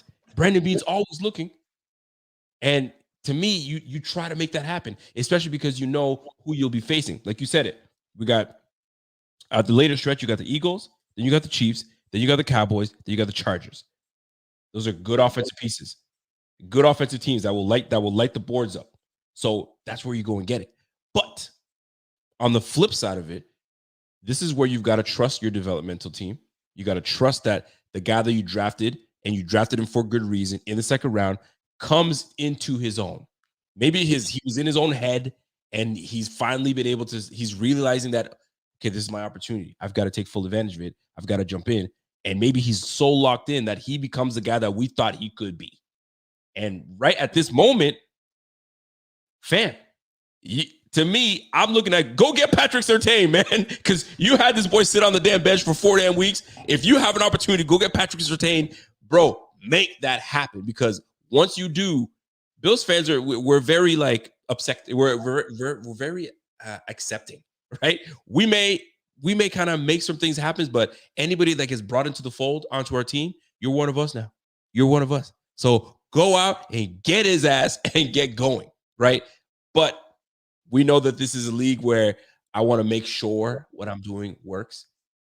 But my goodness, if the Broncos are willing, and I mean, I don't even know if this is even true, but the Broncos are even willing to give that up, if they know, man, this ain't happening. Sean Payton, Russell Wilson, this whole Javonte Williams, Jerry Jeudy is checked out. They're probably going to trade his ass. The receiving core is just brutal. I wouldn't be shocked if they clean the whole house. It is pathetic. Pathetic. They have to. So let's say they do this, Rico. And I got to tell you, if I woke up tomorrow morning and Pat Surtain's on this team, we're going to accept it. Out the lotion, honestly. But at the same time, let's look at how you like. This is what we fail to do. I know I do this sometimes. I did this with D-Hop, where I'm like, just go get him, and then you're like, well, there's things you got to do to get him, right? And I think the thing you'd have to do here, and this is the question you have to ask yourself. I think what you'd have to do here is you'd have to cut Tre'Davious White. You would have to cut Tre'Davious White from this team in order to afford Pat Surtain, who's about to have his rookie deal expire. You'd have to pick up his 5th-year option, which I've just read would cost about $20 million. And then you'd have to extend him. So how are you going to do it? I understand it seems like an easy fix right now, which I think it would be. You go get Pat Surtain. I don't even know what this defense is looking like, okay? If you got another Pro Bowl corner out there, I don't even want to know. Oh, I want to know. I definitely want to know, but I don't know, okay? What I'm getting at, though, is you can't just call up Sean Payton and whoever the hell the GM is over that abysmal franchise right now and say, hey, Pat Surtain will take him. You're going to have to work a way into being able to afford him. And I think, unfortunately, that would result in having to get rid of Tre'Davious White. Now, you have to look at this from 2 ways. You can look at it from the human perspective, which I think I do often far too often. And I do that because I look at these guys like that. I couldn't be a GM for this reason. I wouldn't be able to go to Tre'Davious White in this scenario after just working his ass off for this franchise since he was drafted to just go down on his 2nd season-ending injury and look the guy and his family in the face and say, we're done here. I mean, I wouldn't be able to do it. I just could not do it. Okay. That would probably have to happen. And you'd have to ask yourself whether you think he's going to come back and be great again off this injury or not. And unfortunately, now that we're looking at 2 here, Rico, it was questionable after the 1. Now 2, this is just, that's why I feel so unbearably bad for the guy. I'm sick to my stomach for him. But down to brass tacks, this is a business, as they all say. I think that's what you'd have to do, Rico. So ask yourself, is that something you'd be willing to do? Well, so I was talking to our guy, our resident MD, our resident doc, the thigh doc, and the thigh doc made a fantastic point. He goes, we didn't restructure Trey White. So we didn't kick anything down the can. We're not forced to keep him. And fortunately, on the business side of things, and it sucks, it really does. We all, as Bills fans, we sympathize. We sympathize and we empathize. Oh God, yeah. With the team, and we sympathize. I mean, when he put that towel over his head, Rico, and knew, it's like, dude, you just want to cry for the guy, man. But we have an out next year, right? If we wanted to move on from Trey White, there's a dead cap of 10 mil, right? But coming back from ACL injury, and now you're going to be 29 years of age? You will be 29. Does he even come back to being the same Trey as he used to be? So as a business, you've got to cut your losses. Oh my God, I couldn't do it. I know, it makes me sick thinking about it because the body's still there. I mean, I don't want to say the body's still there, but you catch it. He's still warm. You feel me? So I know. But if you have the ability to do it, the writing is on the wall. You just gotta find out some kind of severance package and say, we love you. But we got to bring this young buck over because it's a business. The business goes on. If I had no empathy inside of me And and that's the weird thing is like Brandon Beane seems like the greatest dude, but you have got to be able to, if you want to be successful like this, like if you want to be a CEO of a Fortune 500 company, or you want to be the leader of a football team where 70% of your job is ruining someone's day, potentially life, by doing stuff like this, you have got to have a switch inside of you where you can turn off the empathy. I talk about this all the time with people who work jobs that, like, I know people who are like pediatric surgeons, right? Like in the ER. They leave that at the door. I'd bring that home with me. I wouldn't sleep my entire life if my job revolved around like kids and trauma, right? But those people look at it as a job, and when they leave the hospital, they're off to their normal life. I don't have the ability to do that, and I would not have the ability to do this like this with Beane. I would not be able to look at a guy who just donated 2 season-ending injuries in pursuit of being with us, right? But what I'm getting at here, if I did have that ability, Rico, if I did have the ability to turn off the empathy switch, okay, what you just said is the exact reason why it makes too much sense to do it. It makes almost too much sense. It does. And you have some I mean, you have Elam to go with it, right? If you're making a trade, you got to make some if anybody's interested. Because they're going to want youth. They're going to want youth. I mean, listen, I got a guy that's got another 2 years on his contract. I'll take him. You take my guy. Y'all deal with what you got to deal with and go from there. Jeff King comes in with a fair comment. Says, hey, listen, let me play devil's advocate here. Mentally, he wasn't right after the first injury. This one, I'm afraid, exactly. This may be the nail of his football career. I know bad choice of words, but it is what it is, and he's not wrong. Even Walter comes in and equal and I guess shares the same sentiments here. We can't put our team on hold because White is hurt. Yeah, love the guy, and we all do, but we can't handicap a position just out of sympathy when we're trying to win a Super Bowl. And you know what? I can guarantee you, we win a Super Bowl, he's obviously going to get a ring whether he's on this team or not, because he's meant so much to this team. And it's tough, but it's a business. It's a business. And most people must say, you guys are sick to talk about Trey White. He's still in the room. No, see that, that's such a good point. Because that's why I hate talking about this out loud, because I hear myself saying it and I'm like, you're a piece of shit. I hear myself saying it. But Rico, I mean, but Bill, I am saying it, Jeff just said it. And if you hook me up to a polygraph, my honest answer would be, based on what you had just said with the contract parameters, based on the fact that I myself have neglected to think that they're coming to terms with the fact that he's on the near 30. I haven't even realized that. Pat Surtain, I think, is 23. So I'm taking all this into consideration. You hooked me up to a lie detector test and said, do it or not do it. If I said don't do it, there's going to be some spikes on those lines. So I get it completely. And they're not going to put it on the whole. I'm telling you right now, if they're able to do it, like you said, Beane's not just waiting for something to happen. If they're actively looking and there's something that makes sense, he will do it. That's for sure. There's no question. And maybe it takes the Broncos saying, yo, I know you guys are potentially in need, but not in need because you guys have some depth. And you got to give McDermott and Beane some credit, because this is one of those moments where you could have said, you know what? We're going to move on from Kaiir Elam because Trey White's back. Brentford's here. We got Dane Jackson in the fold. We're good. But you can't have enough corners in this game. Thankfully, they didn't. I mean, at least they got somebody. My goodness, is it ever nice to know, okay, we can kind of fall back on the likes of Dane Jackson, on the likes of Kaiir Elam, on the likes of, obviously, Christian Bedford. But the reality is this, man. The Patriots have done this forever, and they've got 7 rings to speak on it because they've moved on from players that you ain't cutting it no more. I mean, for crying out loud, I remember when they got rid of Richard Seymour. And Richard Seymour was still top in this game for years still when they shipped him off to the Raiders. Even I was like, what? They moved on for Richard Seymour? Hey, man, we got to do what we got to do. Now, obviously, different scenario because that's healthy, but the Patriots were ruthless in that regard. Everybody. They dude, people forget Belichick wanted Brady gone. Jimmy Garoppolo's rookie year. He wanted him gone. If it wasn't for Robert Kraft, who said, hey, you're nuts. Not a chance we're getting rid of the best player to ever. I mean, he wanted him gone. Gone. It's crazy. Could you imagine the Patriots with Jimmy Garoppolo and and they moved on from Brady, and Brady Hey, went you know where, what? which is crazy because he still So went. maybe they'd be better right now. That's the thing you got to think about. Who the hell knows? If they built around him, had more time, I don't freaking know. You just never know. So let me ask you. So hold on, we got some super chats we got to hit up. Yeah. And we've also got some comments here. Hold on, let me just flip this back here.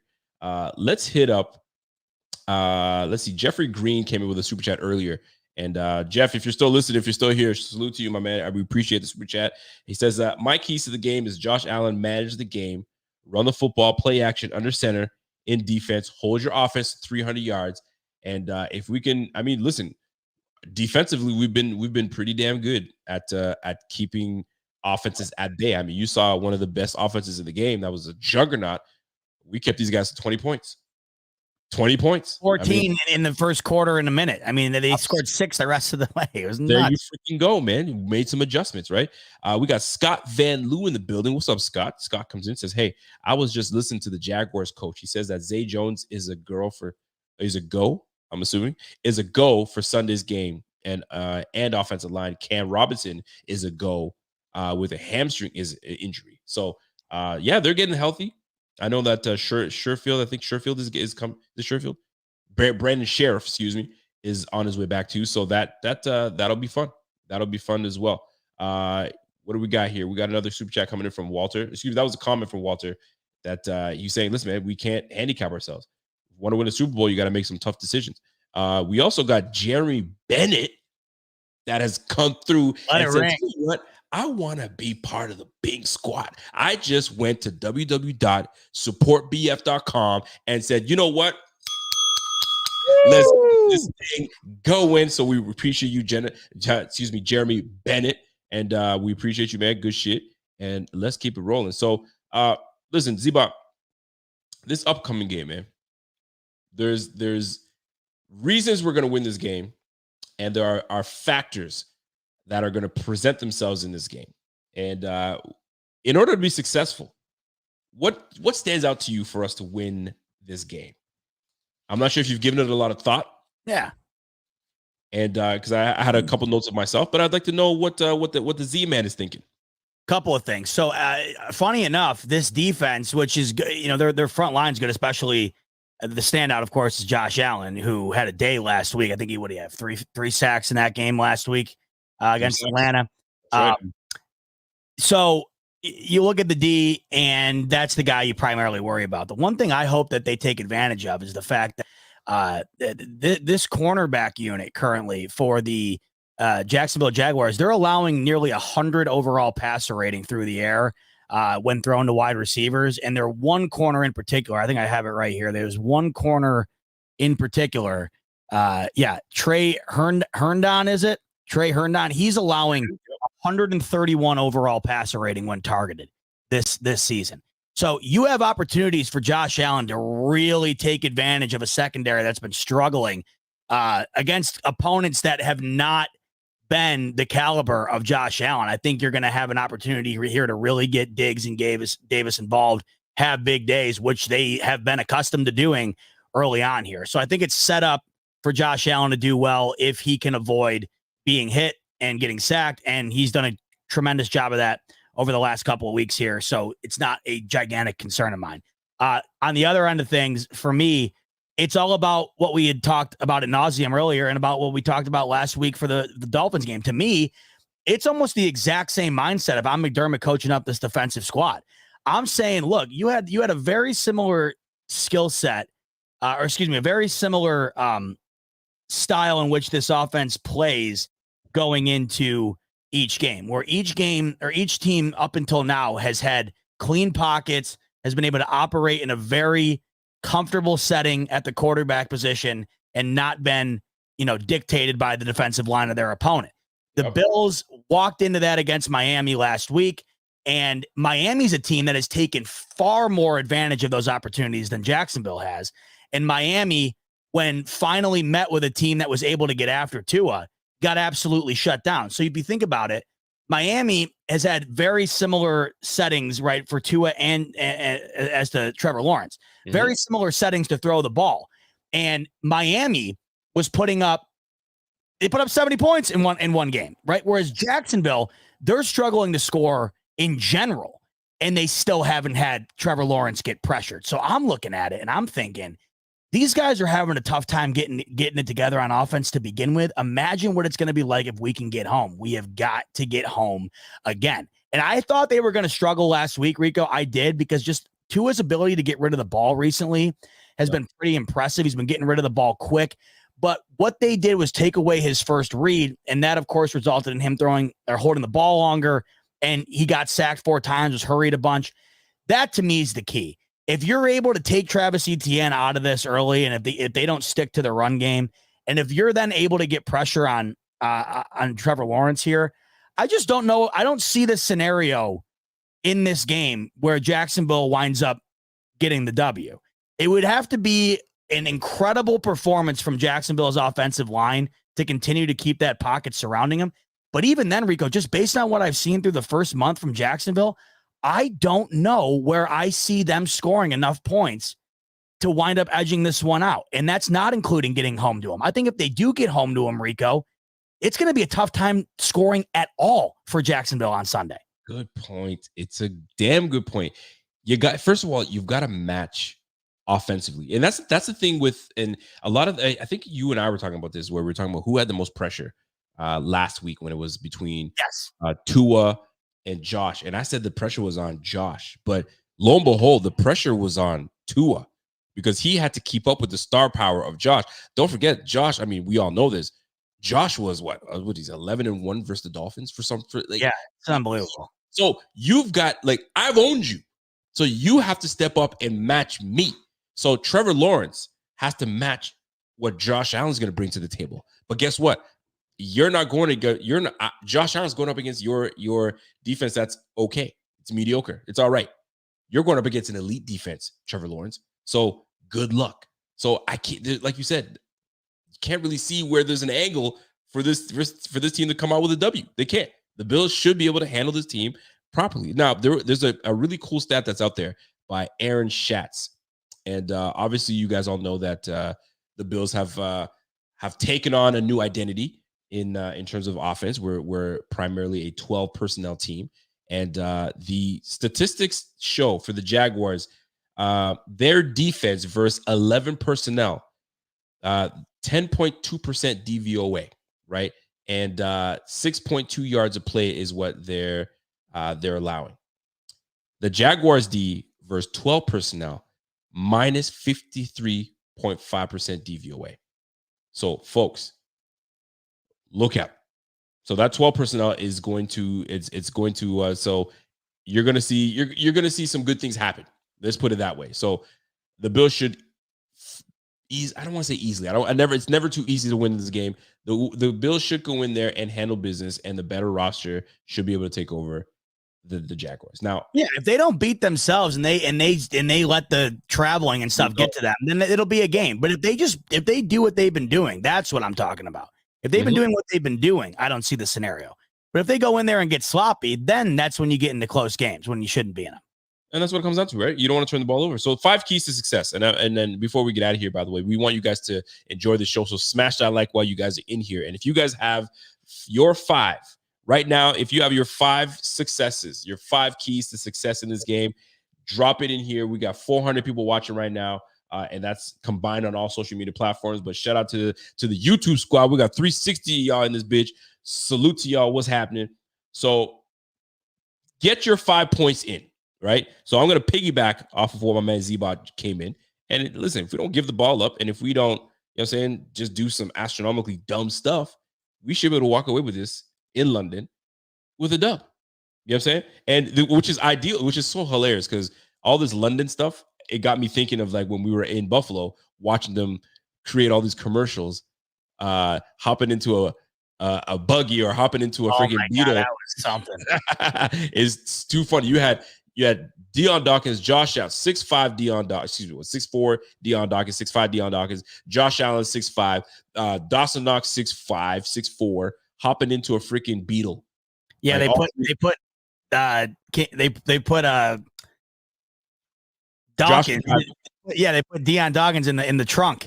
It was unbelievable. They could hardly fit it. They could even drive. It was almost like it was skidding across the floor. It was so low. It was super low. But yeah, man, success is, listen, we got to win in the trenches. We've been doing a great success thus far winning in the trenches. I mean, I cannot stress enough how well we did against Miami, because a lot of times our O-line would actually stay stagnant or would be pushed back. I saw a lot of us moving forward. There was a lot of blue jerseys pushing forward. So it should be no different here in this game against the Jaguars. So the trenches, we got to continue our domination. But the most important thing is identify and eliminate. Identify and eliminate Josh Allen. And that's talking about defensive end Josh Allen. 3 sacks last week. You know, it's so hard to get sacks in this game. The fact that this brother got 3 and he knows how he ruined our game last week, few years ago, we can't let that happen again. So we've got to dominate, we've got to eliminate, and we've got to identify where he's at and take him out of the game. So that's how we win this game. We win in the trenches. And by the way, we're a top 10 team rushing the football.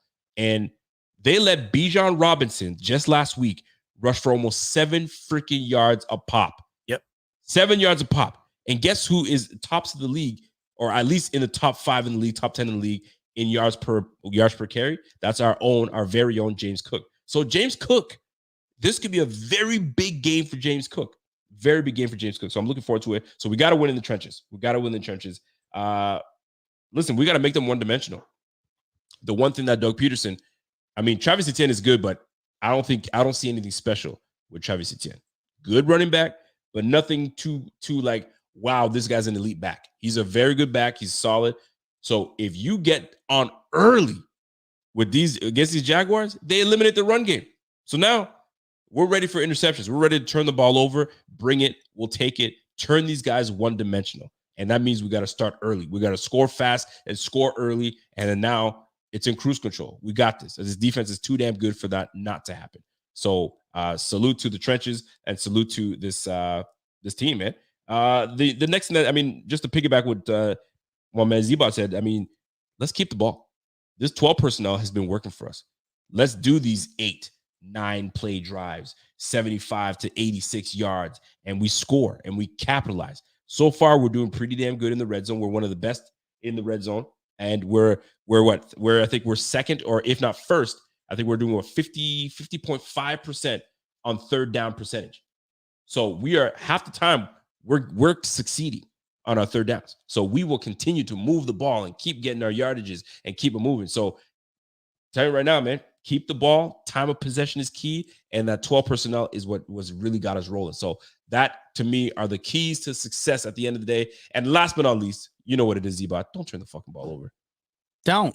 And they haven't. I mean, other than that stupid, like, punt type throw against the Commanders on 3rd and long that Allen had, outside of the Jets game, it's just been almost perfect football all around. And let me just say, and I continuously say this, to go back to what I was talking about earlier. I read Kim Beck's. I read that so quickly. I was like, "What, Kim Beck? How dare?" Oh, wait a minute now. I read too quickly. It's gonna be the other way around on what Rico's talking about, Kim. It's gonna be the other way around. That's what we're gonna be saying to them. Yeah, for real. All right, Kim. There's going to come a time throughout the year here where they're going to not play this perfect ball, and it's not going to look like it's looked the last 3 weeks. But I have to say, even with what they've done the past 3 weeks, if they play even like 75% of that, I still think they're winning by more than a score. I mean, let's say last week was about as good as it gets. They win by 28. Yep. The week before against Washington, I didn't think it was nearly as good as what it was against Miami, and they won 37-3.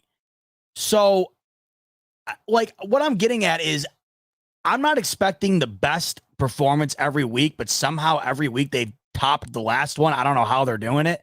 It's going to come a time where the buck stops, but even when it does, and I think we're going to find a median here at some point, I think that median is going to wind up being still better than anything we've seen from anybody else this year.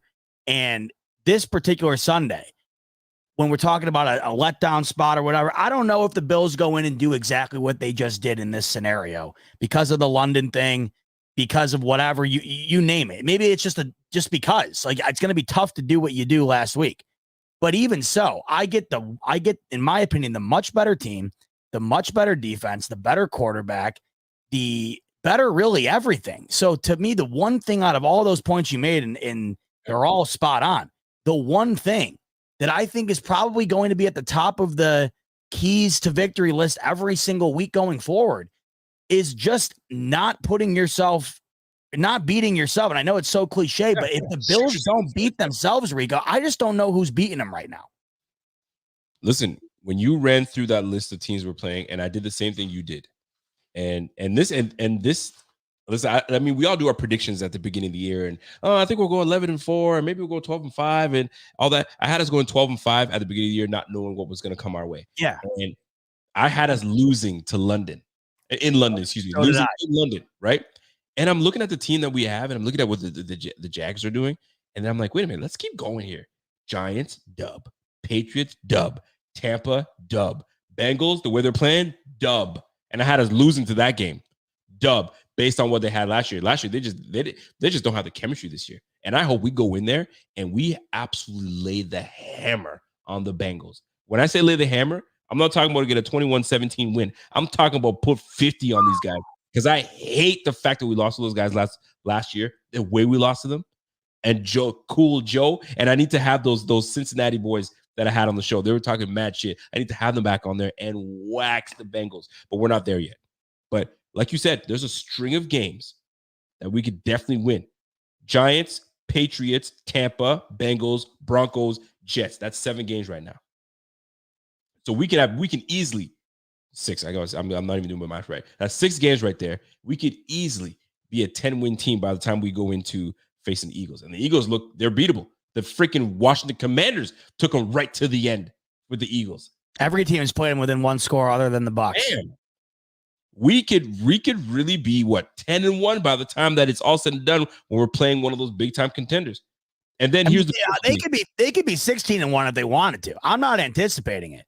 But I keep saying, if they somehow, by the grace of God, find a way to keep doing what they're doing, I'll just keep saying it. I don't know anybody beating them. I just don't. And the one reason I don't anticipate them going 16-1 is there's got to come a time where they can't keep doing this, because what they're doing is just ridiculous.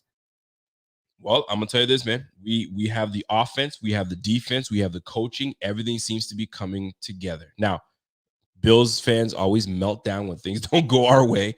I mean, we were absolutely melting down when we lost to the Jets, in the fashion that we lost to the Jets, right? The fire McDermott's, the Josh ain't that, you know what I'm saying? He and his special, and this is not just from our fan base. This is coming from, national media, local media, whatever you want to call it.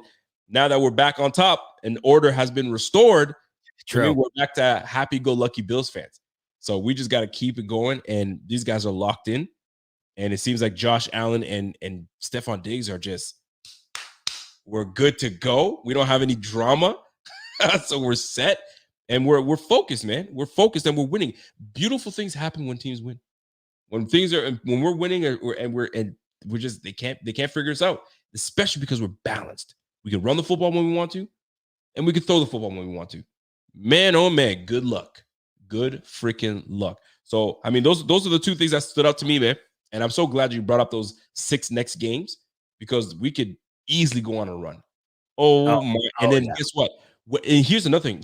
We're not thinking about it now, but we go on a run and we're 10-1. Fam, we're looking at the number 1 seed.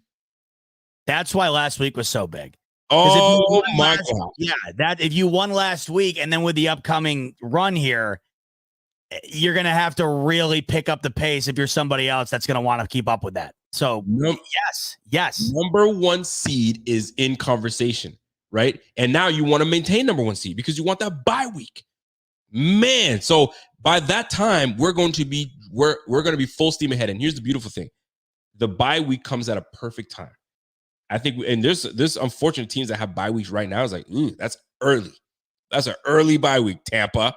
Oh my gosh! But you know what? Sometimes we may need it. But we are coming out of bye week. Week 13 is our bye week. My goodness, it gives us time to rest up, and then we got the Chiefs right after. Golly, it's perfect.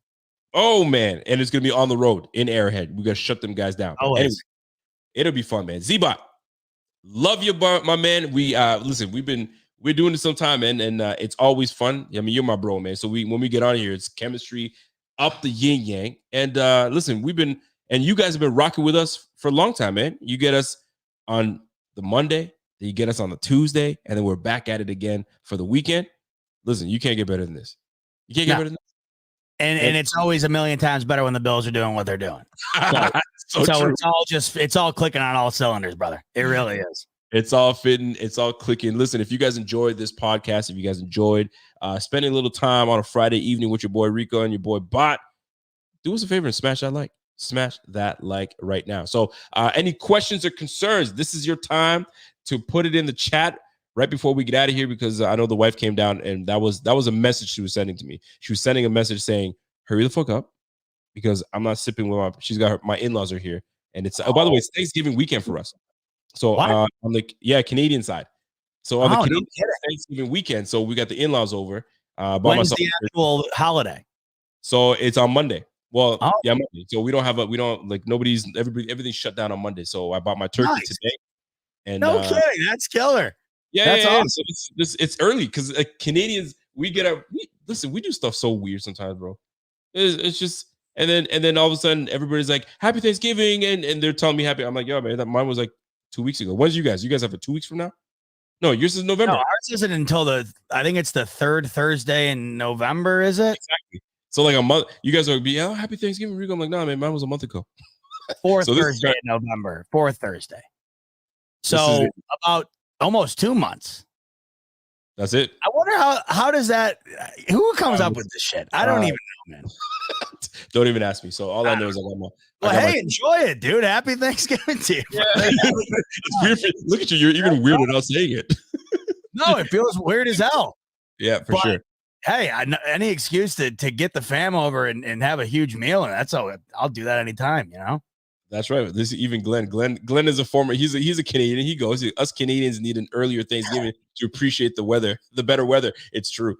The weather's still somewhat nice, so we can enjoy it instead of some. You want to know what, though? I will say that actually makes a bit more sense. You get more of a buffer until Christmas.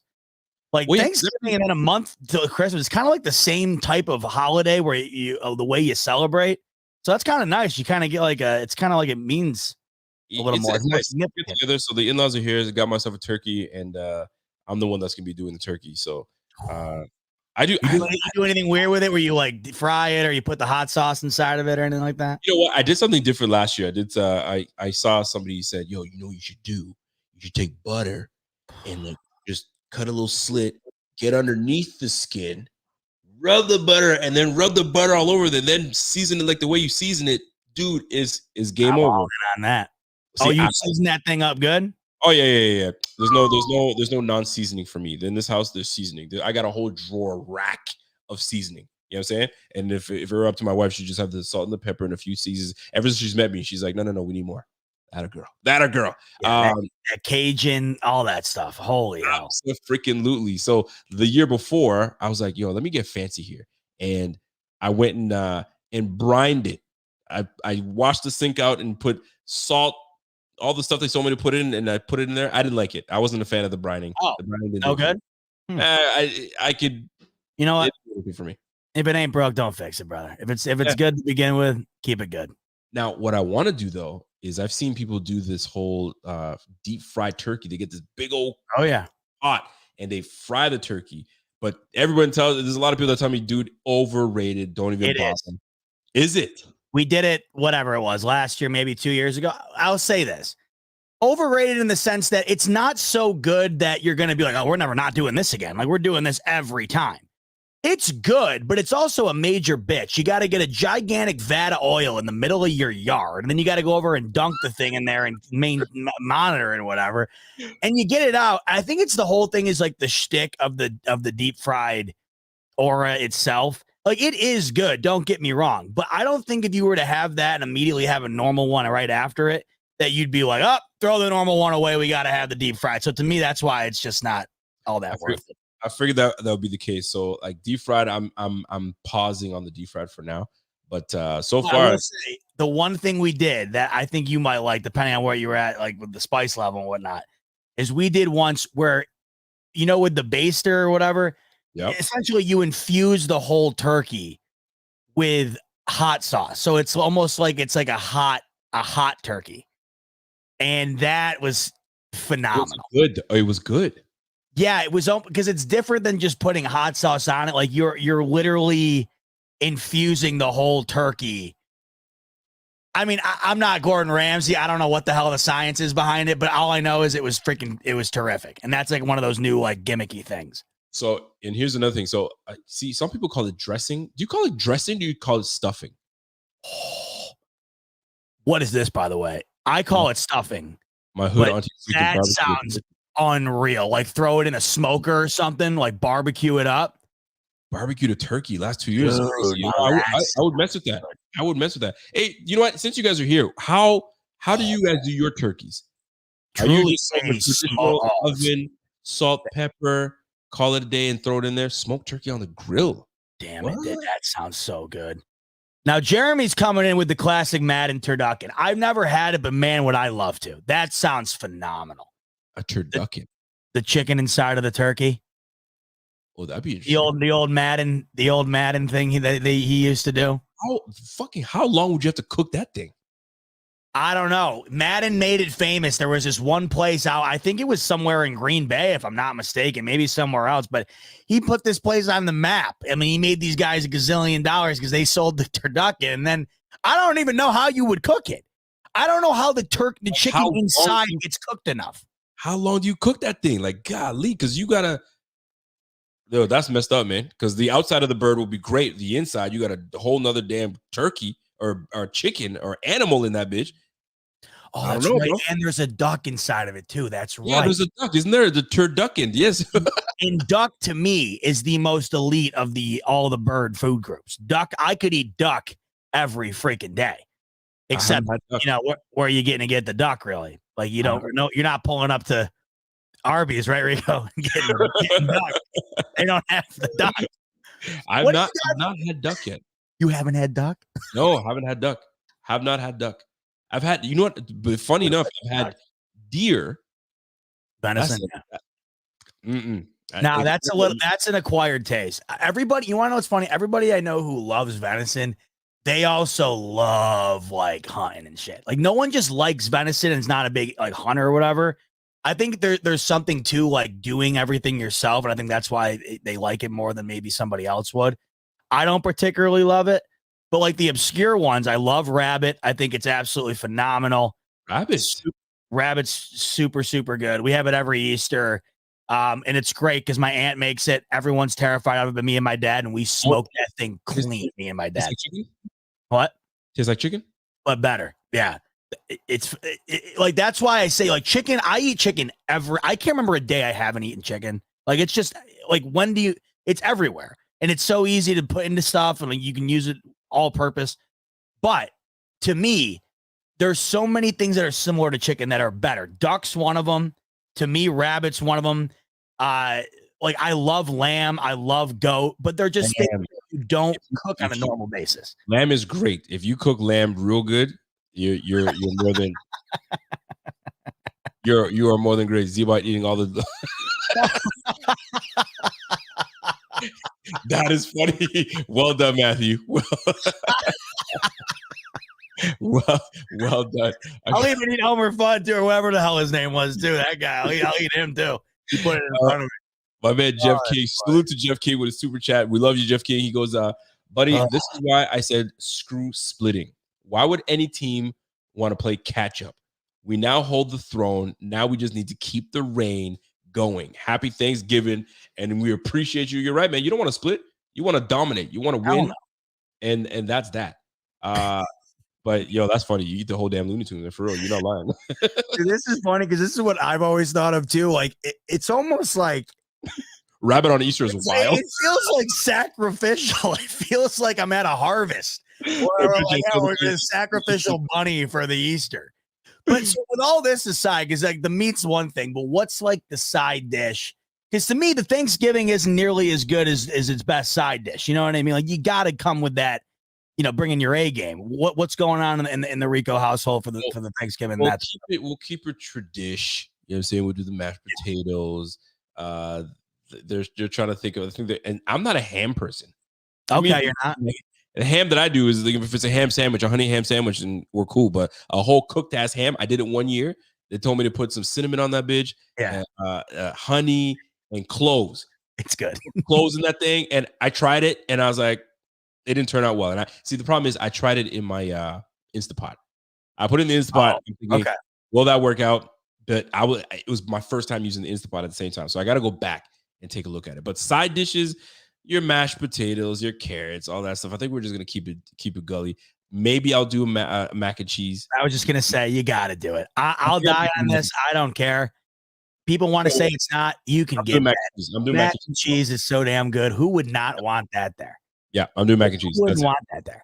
Yeah. This is a whole debate in our. I don't know if this happens out in Mother Canada, but up here during Thanksgiving, it's like people get into it about that, and I'm like, dude, wait, they get into it about whether or not macaroni and cheese belongs at a Thanksgiving dinner, and I'm thinking, who doesn't like macaroni and who doesn't like cheese? I mean, let's grow up here. Like, it's phenomenal. Like, who would not want that? Yeah, grow up here, folks. Yeah, like Hill Slayer's coming here. I mean, this is what I'm talking about. Who wouldn't want this shit at any time, let alone a holiday? Jalapeno bacon mac and cheese. I'm having Thanksgiving over at Hill Slayer's. Well, he knows how to do it right. It's like people think it's like a kiddie food or whatever. They've never had good mac and cheese. You can just tell. I had an Egyptian friend of mine show me a way that he makes his mac and cheese, and it was weird because it was a bechamel sauce. You got to know if you know cooking, you got to know cooking. A bechamel sauce with the macaroni with ground beef. But hold on. The ground beef you got to put cinnamon. It was cinnamon and some other cumin. Cinnamon and cumin.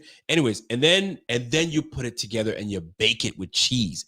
I wasn't sure. Nutmeg. I said cinnamon. Nutmeg with the ground beef, and it's an Egyptian dish. I was like, I'm gonna try this, and it was actually pretty good because you got the saltiness of the cheese and then the sweetness of the nutmeg. I was like, bro, this is craziness. This is crazy. The amount of things that we don't have a damn clue. Oh, dude. People put together. I didn't have Indian food until I was 19. Caroline took me for the first time.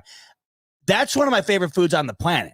How I went that long, and it shout out to my parents for just being like no diversity at all. Like let's just get another pizza. Like, why are we shaking it up a little bit? It took me 19 years to get into an Indian chicken. Yeah, my mom's like, let's just throw another rotisserie chicken on the dinner table. And like, I get it, they're $5 and they're phenomenal. But like, sure. Once I had that first bite of curry, Rico, I was like, dude, this is over. It's a game changer, man. You better bring your napkins and start sweating a little bit because there's some spice in that thing. There's some spice in that thing. And it's also one of those things too, Rico. I don't know if you're picking up what I'm putting down, but as soon as you start eating, the meter's running. You know what I'm saying? The meter's running. This boy is a fool, and you're not wrong. You're not wrong at all. You're not wrong. Caroline and I do Indian a decent amount, and it's always at the end, I'm always just like, this is going to be one of those beat the buzzer situations. You can't do Indian food too often because all the spices in it gets in your pores, and that's true. You know what I'm saying? True. So you can't be running around eating Indian food all day. It's a once in a while type of thing. Right? Well, if I ate it all day, Rico, I would never get out of bed, and that's one of those ones you got to lay down after. Indian food though, the butter chicken. If you have the biryani, I think it's the biryani. Oh, yes. Oh, buddy, it's and it's like I've never met a cultural, like a food, whatever you want to call it, like a food group that can this in the Jamaican too as well. And this is what Jamaican food is just. I mean, unbelievable. Listen, you gotta have oxtail. Oh yeah, game changer. But what like the Jamaican culture and the Indian culture is able to do with rice, that like me growing up, my mom was like, let's make instant rice in the microwave, white rice, and then just throw it on it. And I get to this Jamaican joint, and I'm like, this is the greatest shit I've ever had in my life. And then the Indian joint's the same type of thing. It's just so good. There's so many ways to cook rice that you wouldn't do. Like, see, I'll tell you, the way my mom taught me to cook rice, I'll tell you right now, is funny. So oil, everybody's gonna be like oil. So oil, let that bubble up. Salt, right? Salt for the taste, and then you want to chive, and then if you want to, what was the other one? You don't want to do cinnamon, but there's one more spice that you want to put in there, and I don't do too often. But anyway, you let that keep going. You let that kind of get this flavor. You wash your rice. I don't know some people don't wash your rice. You got to wash your rice. Take all that flimsy, that film that's over the rice. Wash your rice real good so the water's clear. Boom, put that in there. And then you want to put enough water, just enough water. Here's the crazy part. Then you, what they call it, choke the rice. Boom, put on there. You put a towel underneath it. I don't know you're there.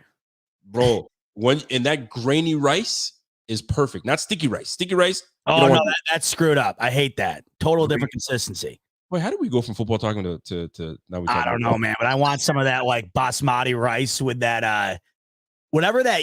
What is with Indian food? The yellow. It's kind of grainy. The yellow sauce. It's not a curry. It's like I don't even know. You know, that's the other thing too with the Indian place. I'll just go and pick something out, point at it. Always good. Listen, there you go. Chicken stock is great. I've heard about using chicken stock, but I don't use chicken stock. I feel like it's a cheat to use the chicken stock. But chicken stock is not bad at all. But there's so many ways of making rice. Rice and peas, you can do that. Rice and peas rice and peas is not it's a task to do it because the beans got to be just right. Got to be just right. But anyway, listen, we got into, you know how we got into it? Thanksgiving. That's right. Get up there and see your family, for Christ's sake. Yeah. We're going to do that. I got you down here talking about God knows what. Well, listen, this is great times. And listen, we can talk. Listen, I could easily go another, we've done it before. We've got another hour, talk about everything under the sun. And that's why I think people F with us, because we can go from football to talking about whatever under the sun. And I think that the people deserve something like this, a podcast that gives you a half some football and half whatever. And if you guys got to relieve the stress a bit. I'm watching. I said you got to relieve the stress at times. You'll get so fired up. You got to talk about rice a little bit. You know what I mean? You got to. If you guys enjoy this team of me and Z-Bot, smash that like. If you guys enjoy a podcast that gives you Bills football but gives you everything under the sun, bro, and the moon, I'm telling you right now, Z-Bot and I've been talking. We've been talking, and it's coming your way soon. I'm gonna just tell you that. So keep it locked, people. Anyways, I gotta go give some thanks, Rico. Enjoy the holiday. That's great. I might even send you some pictures, man. I might even send you guys some pictures on seeing how things go. Yeah, I want to see that turkey. I want to see how it comes out. Oh, the turkey's gonna be bomb. You know what it is. But I'm gonna have to fight my mother-in-law because I think she's gonna try to move me out the kitchen. But bro, you in my crib now. You're in my crib. Yeah, no question. Yo, get your mom, man. Yo, get your mama, man. I got this. Well, all right, brother, enjoy and get that W around the in-laws too. That way, there's not any issue. We got to get that dub on Sunday. So listen, I'm by the way, before I get out of here, I'm going dark on Sunday because I got church in the morning, so I ain't go. My phone is off until I go back. So you're holding it down, bro. Yeah, I got to see if I can get my big ass up, but I'm going to try my best. If you can't, you can't. I'm going to. I got to get up and get amped. I got to wipe the crust out of my eye and get after it. So. That's my guy. So I won't know a damn thing. I'm not gonna tune in. I'm not gonna do shit until I get home and watch the game in its totality without even looking at my phone. You know how difficult that's gonna be? Oh, I've been there. It's the worst, but I'm wishing you luck. You probably shouldn't be around many people who are watching it. Where I was from, forget it. There was no way in hell. Well, I happen to live in New England country, so we ain't gonna do that. So it's gonna be completely dark. So good luck, man. Good luck. I hope things are great for the game. And then until I get there, and then we'll do the post game a little later, and then we'll go from there. So, folks, thank you guys for tuning in. Smash that like before you get out of here. It's your boy Rico. It's your boy Z-Bot, and we will catch you guys on the flip side. And, peace. Until next time, ladies and gentlemen, go freaking Bills. We'll catch you. Bills. Peace. Let's go. From London. Ha